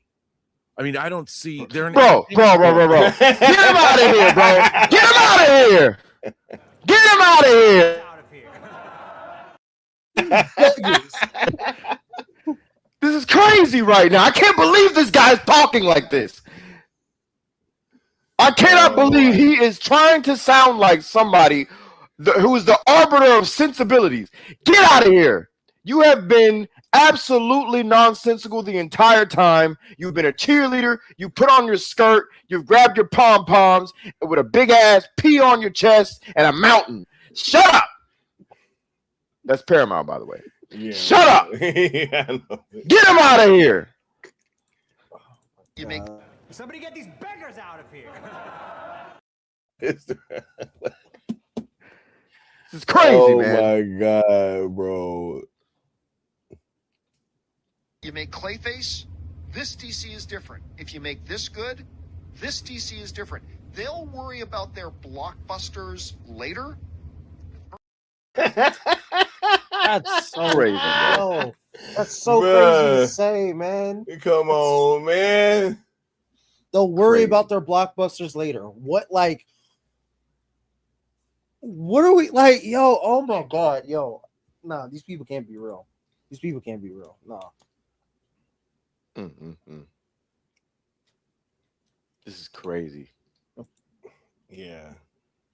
Nah, I'm low-key done with the Viceroy, bro. I can't even keep going. Nah, facts, bro. I'm gonna be honest. That was further than we got before. Yeah. that was literally further than we got before. Bro, as soon as he said that shit, I lost it. I lost it. That's crazy. I lost it, bro. I lost it. That's crazy. Right? I lost it, bro. I was like, what? And then I tried to run it back. And then when I noticed that he said through all this time, I was like, wait a minute. That would imply that, like, you've always been thinking this. Exactly. And, like, you've always kind of been like, yo, this ain't a good idea. Da-da-da. Like, but that's not what happened. That's, my God, bro. I don't even know what we could call this. I know y'all said cope, but I don't know. This is worse than just that word. I know there's something in the English language deeper than there gotta be, because like that shit was an insanity, bro. I can't believe he said that. And I'm not the least bit curious to see what else he said. I don't want to know. I don't care. If y'all want to play it, fine. But that's crazy, bro. Nah, I'm low-key good, bro. This motherfucker I'm low-key good. I'm He low-key good on pretended the like Viceroy, bro. he pretended like he was one of us, bro. Yeah, I'm looking good on that video because we already John. kind of reacted to most of it anyway. Well, John, Yeah. throughout all this time, I don't understand why Paramount wants WB. I can't even fathom of why they would even want this. Man, Like what? Bruh, Campia has been the champion of the anti-Snyder online movement, bro. Like this whole time, bro. It was literally him. Yep. Like he's the Skip Bayless to LeBron James. You know what I'm saying? Like 100%. He's worse though. He is Zack Snyder's Skip Bayless. Skip will but he's occasionally worse. give compliments to LeBron. Yeah. And But I they'll just be mean sincere. it was him, bro. It was him. This dude That's will just what I pretend. mean. I'm a Snyder. No, I know what you mean. I'm a Snyder fan, guys. Like, listen, I love Zack Snyder's movies. Like, Man of Steel. Oh my gosh. And what have you always said, Sky? Man of Steel is not like everybody likes Man of Steel. Who gives a shit? It's BVS. What's the true bro. test? That's BVS. the litmus test, bro. That's the litmus test. Facts. It's BVS. That's Man of where Steel. the divide happened. You know Exactly. And it's like these That's people's what separates the complaints. boys from the girls and the boys and girls from the adults. What were we gonna say? I was about to say, and it's funny because when you look back at the complaints and you see how dumb that a lot of that was, it kind of reminds you of something else, you know, that we was just talking about. What was that yesterday? Yep. Right? Hey. Yep. Quite the journey we've been through. Hint, hint. Quite the odyssey. Right. Right. Yup. But nah, man, bro, this is it's just hilarious because we had a lot of the same reactions, bro. Like I literally, I lost it as soon as he said it because I hadn't heard any of this stuff either. And as soon as he said that, I was like, bro, like what? I mean, that's crazy. You guys were ground zero for this stuff, man. Literally. You guys were ground zero, bro. We acting like we didn't watch y'all on that show here, bro. Like y'all wasn't on Collider. Like, bro, we've been watching you guys. Now it's funny you say that too, because like it's not even just this particular incident. It's everything. It's everything. Yeah. You guys have Good been point. on this forever. Like this has been a continuous grift. Right? Like as long as Snyder was making movies and if this whole online movie talk thing became a niche, right? Like we were all here watching you guys, and y'all all been biting the cheese, man. Big time. Bunch of rats. Y'all all took the bait, right? AMC Movie Talk, yep, that turned into Collider. Mm-hmm. Yep. And then they started doing all them shows, but yep. Schnepp was the star, clearly. Yep. You know what I'm saying? And the R.I.P. John Schnepp, man. R.I.P. John Schnepp, for real. And he was the dude who was always like the arbiter of sensibilities and truth. Right. He was the first one to point out he the was Frankenstein the one, monster, and he talked about JL Justice League, bro. And Bro, I remember about, I got mad. Look, I will never forget this, bro. Because look, if you remember at that time, every time that one of them DCEU movies was coming out, it was always like a big controversy right before the movie came out. Yep. And then I remember when John Schnepp said that, I got mad because I thought he was full of shit. I was like, what? I was like, man, ain't no way they gonna redo this movie in 5 months. I'm like, what are you talking about, bro? I'm like, ain't no way. Right? I'm like, ain't no way. And I will never forget this, bro. I was in the theater, dog, and the movie opened, and I saw Superman's face, and just this feeling of like sadness overtook me because I knew that he was absolutely right. and that whatever I was about to watch was not what the fuck. Zach That's so said. funny because Literally, that's we what had happened. Totally different reactions. Like my reaction was, I took him, and this isn't like a slight on you or nothing. I liked that it was different because I was expecting it.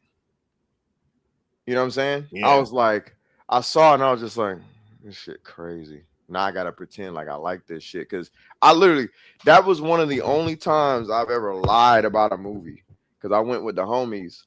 You know the homie V? Yep. Yeah, Wolf Reacts TV. Shout out to him. We all went together, and when I saw it, I was like, they were like, yeah, it was cool, you know, like it was pretty cool, blah blah blah. And me, I was like, yeah, cool, pretty dope. And in my mind, I was like, this shit was so lame. Yeah. I actually had a different word in mind. I ain't gonna say it on air. But this shit was so lame, and it felt like a really lame version of Marvel. And I was just like, man, I gotta buy this shit. And then somebody bought it for me because my ex bought it for me when it came out. Yep. Yeah, bro. Crazy. And I use it as I use it as the base of my ZSJL whatchamacallit. Like it's at the bottom. It's smashed essentially.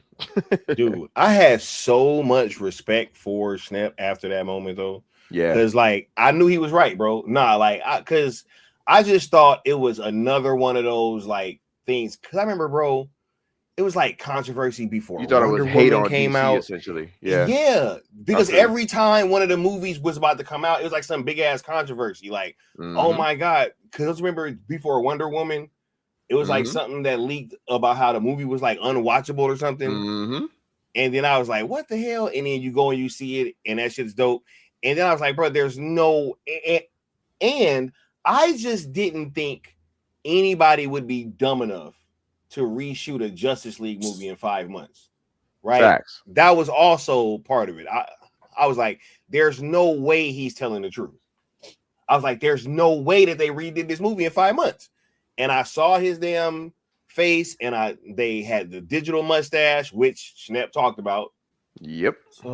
And I was like, he was absolutely right. And it was like a wave of like disappointment and sadness. I was like, damn, bro. Once again, I was wrong. See how easy that was? Good night, Right. Necron. Hey, yeah, shout out to Necron. Good night, bro. Night, Necron. Yeah, Y'all man. bringing up nightmares. Y'all bringing up nightmares, bro. Y'all bringing Crazy. Up nightmares Crazy, bro. Bro, Time Justice above, time League before. and The Last Jedi are two movie experiences that I don't think will ever be topped for me, bro. In terms as of being like the worst. Right? Yeah, bro. Yeah. In terms of like being the worst theater experiences ever, bro. Justice League, it was just like sadness and disappointment throughout the whole movie because I knew instantly that they had redid the movie and that this wasn't Zach shit. And then The Last Jedi, I just felt disrespected. I was like, yo, they are clearly like assaulting me as a fan right now. Like that was crazy. It's funny because like being someone who's not like a Star Wars fan in the way that everyone else is, because I don't know details. Where'd they hurt you, Sky? Right here, bro. In my heart, dog. That's where they hurt me. See how I can do that? See, bro, y'all lame, bro. I joke about that shit all the time, and I just never mind, man. Nah, like, because I remember I went with one of my homies and he was breaking down like the subversiveness of it. And I was just like, the significance of the white sand being sand and not snow. And, you know what I'm saying? Because it was supposed to be like a snow planet or something. And I was like, I was like, first of all, what dumbass is sitting there thinking of ways to subvert in that level? Like, that's so stupid. Like, you wasted that much time. It's sand and not like, what are we doing? Just make it snow, dumbass, for the fans. Like, why are you subverting so much so that a motherfucker sitting next to me got to say, yeah, he's subverting expectations. That's supposed to be snow, but it's sand. Like, what? Who directed that again? Ryan Johnson. Yeah, Ryan Johnson. Oh no, did he not trust have me, a bro. life? I know the offender, bro. Trust me, I know. I had Ryan forgot. Johnson, bro. Yeah, you Yep, right. It that was Ryan Johnson. Oh 'Cause yeah. he became a meme at one point. Oh no, that was Ryan Johnson, boy. He became an adjective where That you're was like, you Ryan describe Johnson, something boy. stupid and you say, yeah, they Ryan Johnson that shit. Yep. They should have kept doing that. But you know what I'm saying? Like, imagine that, bro. Like, you subvert expectations to the point of something as dumb as sand. I was like, what? What? Yeah, Oh, at every just point. dumb. I'm like, when all you do is subvert expectations, you're just being a dick. Yeah. Facts. Sorry, bro. Like, hey, I'm purposely not gonna give you anything that you want. Not just like, I'm gonna change some stuff and I'm gonna give you a little bit of what you want, right? Not even that. It's like I'm gonna give you nothing that you want, and I'm just gonna subvert all of your expectations, all of them. Right? Like what? Crazy, man. What? Just absolutely stupid. It's like The Last of Us 2, bro. Same thing, right? Same thing. Same thing. Same thing. It's the same Before you thing, go on bro. today, I just gotta say this one last thing about that shit with Star Wars. This dude subverted a lightsaber battle. Crazy. You remember that, right? Like it wasn't an actual battle, and they were proud of that. Well, it wasn't actually a lightsaber battle. It was staffs. It was staff, whatever that shit was. Lightsabers versus all like those staff. Yeah, crazy, man. I was like, oh, what? Crazy, bro. I'm like, this dude ain't got no life, bro. Like, hey, that guy who you actually thought was the big bad throughout the movies, guess what? Dead in a very unceremonial way. Right. Like, I'm like, what's going on? Anyway, nah, man, crazy, bro. But look, no. Integrity. Snap was bringing that up too about how what I always use that quote that Snap had. He said that they left $250 million on the table by leaving out that 30 minutes. Oh, yep. From BVS, and there's your billion right there. Yep. Mm-hmm. Right. And keep it in China a little bit longer. Yep. Boy, they damn near wiped the internet of that shit. Because I remember reading all them articles about the China thing. Not even thinking like maybe I should have screenshot or saved one of these bad boys. Yeah. DC all the way said when Luke tossed the lightsaber, I was out. Bro, that was a visual representation of them saying, hey, fuck y'all. Like literally, that's what that was. It's like there's so much history and struggle and strife, life and death, blood, sweat, and tears it took to get this lightsaber from where it was way before back to Luke Skywalker. Right? And think about all this. This is your father's lightsaber. And it's handed to you, and you take it and you chuck it over your shoulder. You're literally like telling the audience, like, hey, yeah, all that shit y'all love, it's out of here. Right? Like that's visually what that's saying. That's what I mean when I say that movie was like disrespectful. It was very disrespectful to the Star Wars fan base. It was like, no, all y'all old fans, we don't care about y'all no more. Hey, y'all think Luke is this cool guy? We're gonna have him drinking alien titty milk that's green, right? From a male. Yep. Right? Like, and he just loves it. Crazy. Yeah, bro. Both companies were really trying to screw fans, man. They really were, bro. Warner Brothers was on some bullshit with the DC product. Still on some bullshit. Facts. And Disney was on some like honestly, it was like I didn't know who was doing worse. I mean, box office wise, definitely Warner Brothers doing worse. But in terms of treatment of I don't even know who was suffering more because Star Wars, it was almost it's probably Star Wars, bro. I was about to say that shit was crazy. It almost felt worse because it's making money because y'all going to see the shit like y'all watching the car crash. Yeah, bro. You know what's crazy? As bad as Justice League was, when I was watching it, I didn't feel disrespected, bro. Like Star Wars was made because, like, look, here's the reason why, right? And this is what I'll argue. Justice League was built on the foundation of what Zack did. So they really couldn't change too much, right? They could alter the dialogue and all that, but the story beats kind of had to stay the same, right? So like that's why even when you watch ZSJL versus Justice League, it's like a weird experience because they're super similar and vastly different at the same time. It's the weirdest shit ever, right? Like that's why I refuse to watch Justice League again before I watch ZSJL. 100%, bro. That shit again. 100%. But you're right. 100%. Like, and it because even watching the Snyder Cut for the first time was super weird because it felt like you had seen the movie before, but you hadn't. Right? Like you really hadn't, but you knew like, oh, this is when this is probably gonna happen, and Wonder Woman's gonna meet Cyborg, and how is it gonna be different this time? Right? It's like you were looking for what was different rather than just watching the movie. And yeah, so because of the fact that I think that it was already built on what it was built from, it was harder for them to like change a whole bunch of it. Plus, it was like a time constraint thing. That movie was that fucking Star Wars movie was constructed to deconstruct the fucking fan base, bro. Yep. Like that movie was totally made.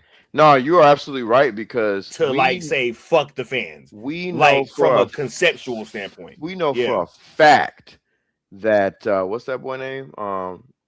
Ryan Johnson. Johnson. Finn was supposed to be with Finn. Yep. Yep. We know that, bro. Yep. We could tell anybody that.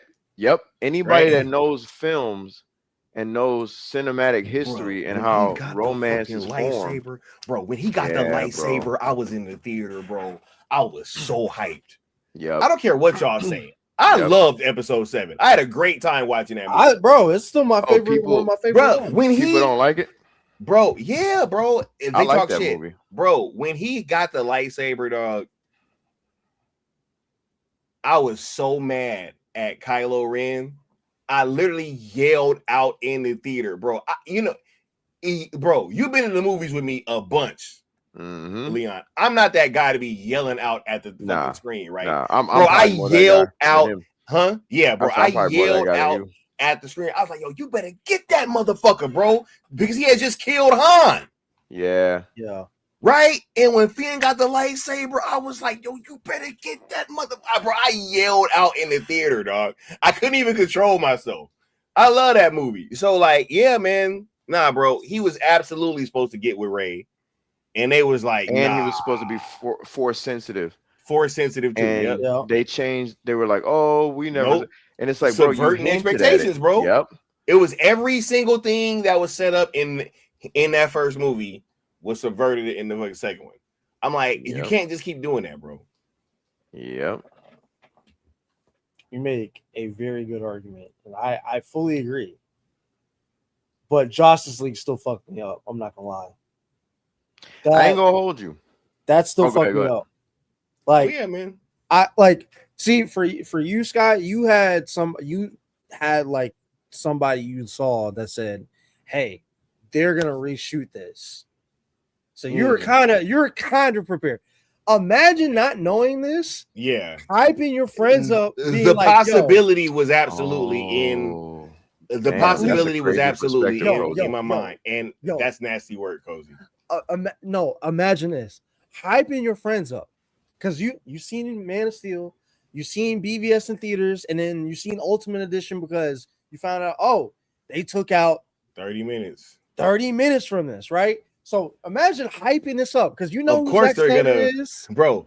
Of course they're gonna realize they're a fucking mistake, right? And let him just cook. Of course they're. Of course, like, this is Justice League. This is the Justice League. This is like our Avengers. Like this is the team, right? Imagine convincing your friends and be like, "Yo, we have to see this opening night. I don't care how we gotta see opening night. I'm not trying to be spoiled by Twitter and Instagram and all that. We gotta see this. Imagine hyping this up, getting to the theater, sitting down, being all excited, just to see. I tried. Or I tried with the hobo holding sign, Zack Snyder, then Josh Whedon, and then you get the Superman's messed up mouth. And then imagine the rest of the movie. That's the standard for the rest of the movie. And imagine sitting there thinking to yourself, how am I going to explain to my homies, like, this is not what I was hyping up to them. Nasty work, bro. They still owe me. WB still owes me for that. Bro. Because yo, I felt stupid walking out because I was like, this is Zach. We about to get like Doomsday versus the Trinity. That was whatever, right? That was the like, the peak, bro. That was peak hype for Justice League, though. Bro. I'm like, this is Justice League. That was peak hype. Bro. Whatever the peak Doomsday versus Trinity was, it's past that. Let me tell you how bad it is too. I'm gonna let you cook. I'm gonna just throw this out there like a grenade. You're gonna hate it. Watch this. That thing made over 600-something million, and at its most terrible, it made that much money. Fucking imagine if the motherfucker was ZSJL. It made nearly 700 million, and it was terrible. Think about that. Now how pissed off are you? I've been pissed. Yo, fucking crazy, right? When I finally got to watch ZSGL, when it finally came out on HBO Max, I was pissed. Like, I was happy, enjoying it, and I'm like, so you're telling me I couldn't watch this in theaters? This was made for IMAX. This is the one IMAX movie that doesn't come out in theaters in IMAX, and I gotta sit at home and watch this? Hey, sorry, Cozy, but you know we saw that shit live. Hold on, real quick, because thank you to DC all the way for the $10 super chat. He wanted me to read this comment. He said, "This is coming from an old fan. Love original, hate prequel. Was interested in Disney Abram first. I was in. I understood. It was a reboot, sequel." But then it failed. No plan killed Star Wars. Hey, bro, nah, that fucking You know what's funny too is that I think that a lot of the I said not too much on the prequels.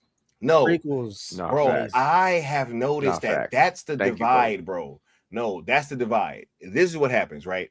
My parents' generation, they didn't like the prequels because they felt that they were too childish. And you know what it really was? It was really the first one. The first one, bro, and it was Jar Jar Binks. Jar Jar Binks put a lot of people off, bro. Yep. And Anakin being a small kid, and the whole thing with him and Padme was kind of weird too. Because but it's a funny story because apparently Steven Spielberg told him not to make him a little kid, and George Lucas just didn't listen. Like, you know what I mean? But George Lucas, man, he just be doing whatever the hell he wanted to do. Right. But no, like a lot of my parents' generation, they didn't like the prequels because they felt that it was too kiddie.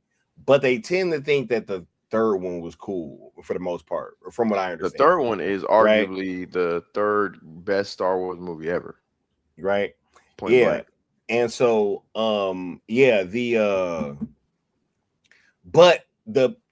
us that was a little bit younger, we liked the prequels though, for the most part, right? Yeah. And so it's funny because now I think that with the sequel trilogy, this is what the this is what the OG fans felt when the prequels came out. But I think that this is just much worse because it wasn't from George Lucas, and they just totally, like, I don't know what the fuck happened. But hey, I appreciate the super chat though, DC Talk, and I'm about to start bringing this one back because we're gonna start having these conversations soon too. What are they doing here? They're selling, Mortimer. Well, that's ridiculous. Unless that crop report... God help us! I told you we shouldn't have committed everything, you asshole! I gotta get Wilson and tell him to sell! Wilson, where are you going? You idiot! Get back in there at once and sell! But I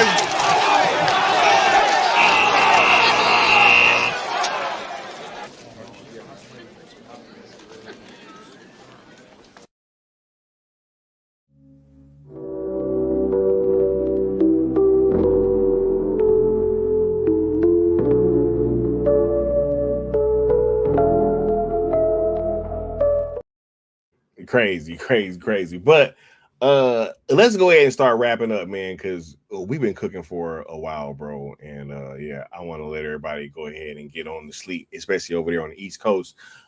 Cozy, what's your final thoughts as we kind of wrap this thing on up, Brody?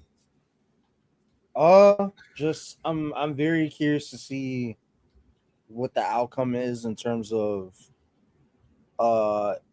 if the ticking fee is what's gonna cause Paramount to pull out, or the final decision with the courts and all that of, hey, this is violating a lot of the antitrust laws, so we're just not going to give it to you. Try with a different company or whatever, but we're just not going to let you get WB. So I'm very curious to see where that ends up. And hey, man, respect to Campia for being like, hey, I was wrong, even though you were one of the main ones, being like, hey, Paramount could get this, and this could be, this could be it. This will be good, and all this, and better than Netflix, right? That's what they were trying to say, bro. Anybody but Netflix. And R&B, you ain't changed, bro. You ain't changed. We all can see it. You ain't changed, bro. That's really it. And my last sentiment is WB.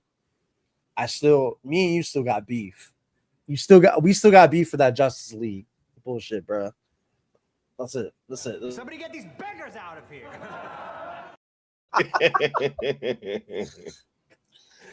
Real talk, man. Hey, I appreciate you coming on, Cozy. Apex Lux, bro. Let the people know, man. What's your final thoughts as we kind of bring this conversation down to a close, man? Man, all right. I don't know if y'all heard Sky, man, but a clip before he said that we're going to start having these conversations again. We're going to start having these motherfuckers. To do, motherfuckers. That's right. Now that the law and justice has stepped in and got these beggars out of here, it's about time we have the conversation again. It's about time we begin anew. And I want the haters. I'm talking to the goofy that was at the Zack Snyder, Frank Miller event. I'm talking to the goofies on X. I want you morons to stay your tongue. We have not lost our fangs. We've just been chilling. They have always remained sharp. Watch yourself. Be careful. Because it's always time to sell. Yeah, we ain't back, bitches. We ain't back. No, because we never left. We never left. Motherfuckers. So stay your motherfucking tongue. Shut your trap. Yeah, we ain't back because we ain't never left. You didn't keep a seat warm because you didn't sit on the throne. Back on up. And they like, for 20 years, I sat on an empty throne. Nah. I can't wait to have this conversation. Got these beggars out of here. I can't wait, bro. Those are my final thoughts for the evening, gentlemen. R&B, you're a joke. That's it. A joke. Hey, man, look. I appreciate y'all coming on, bro. I appreciate us being able to have these conversations in earnestness and have fun and just kind of point out the hypocrisy and, still be giving out good information at the same time, right? Because we always want to make sure that we're basing these conversations in reality, and we always bring the articles and the stuff for you guys to look at, pictures, evidence, all that stuff. So, hey, man, just, stay your tongue, right? Just like the homie said. Somebody get these beggars out of here. Hey, get the fuck out of here, guys. Hey, we outro, Get man. these beggars out of here. We're gonna catch y'all next time, bro. Peace. Bang.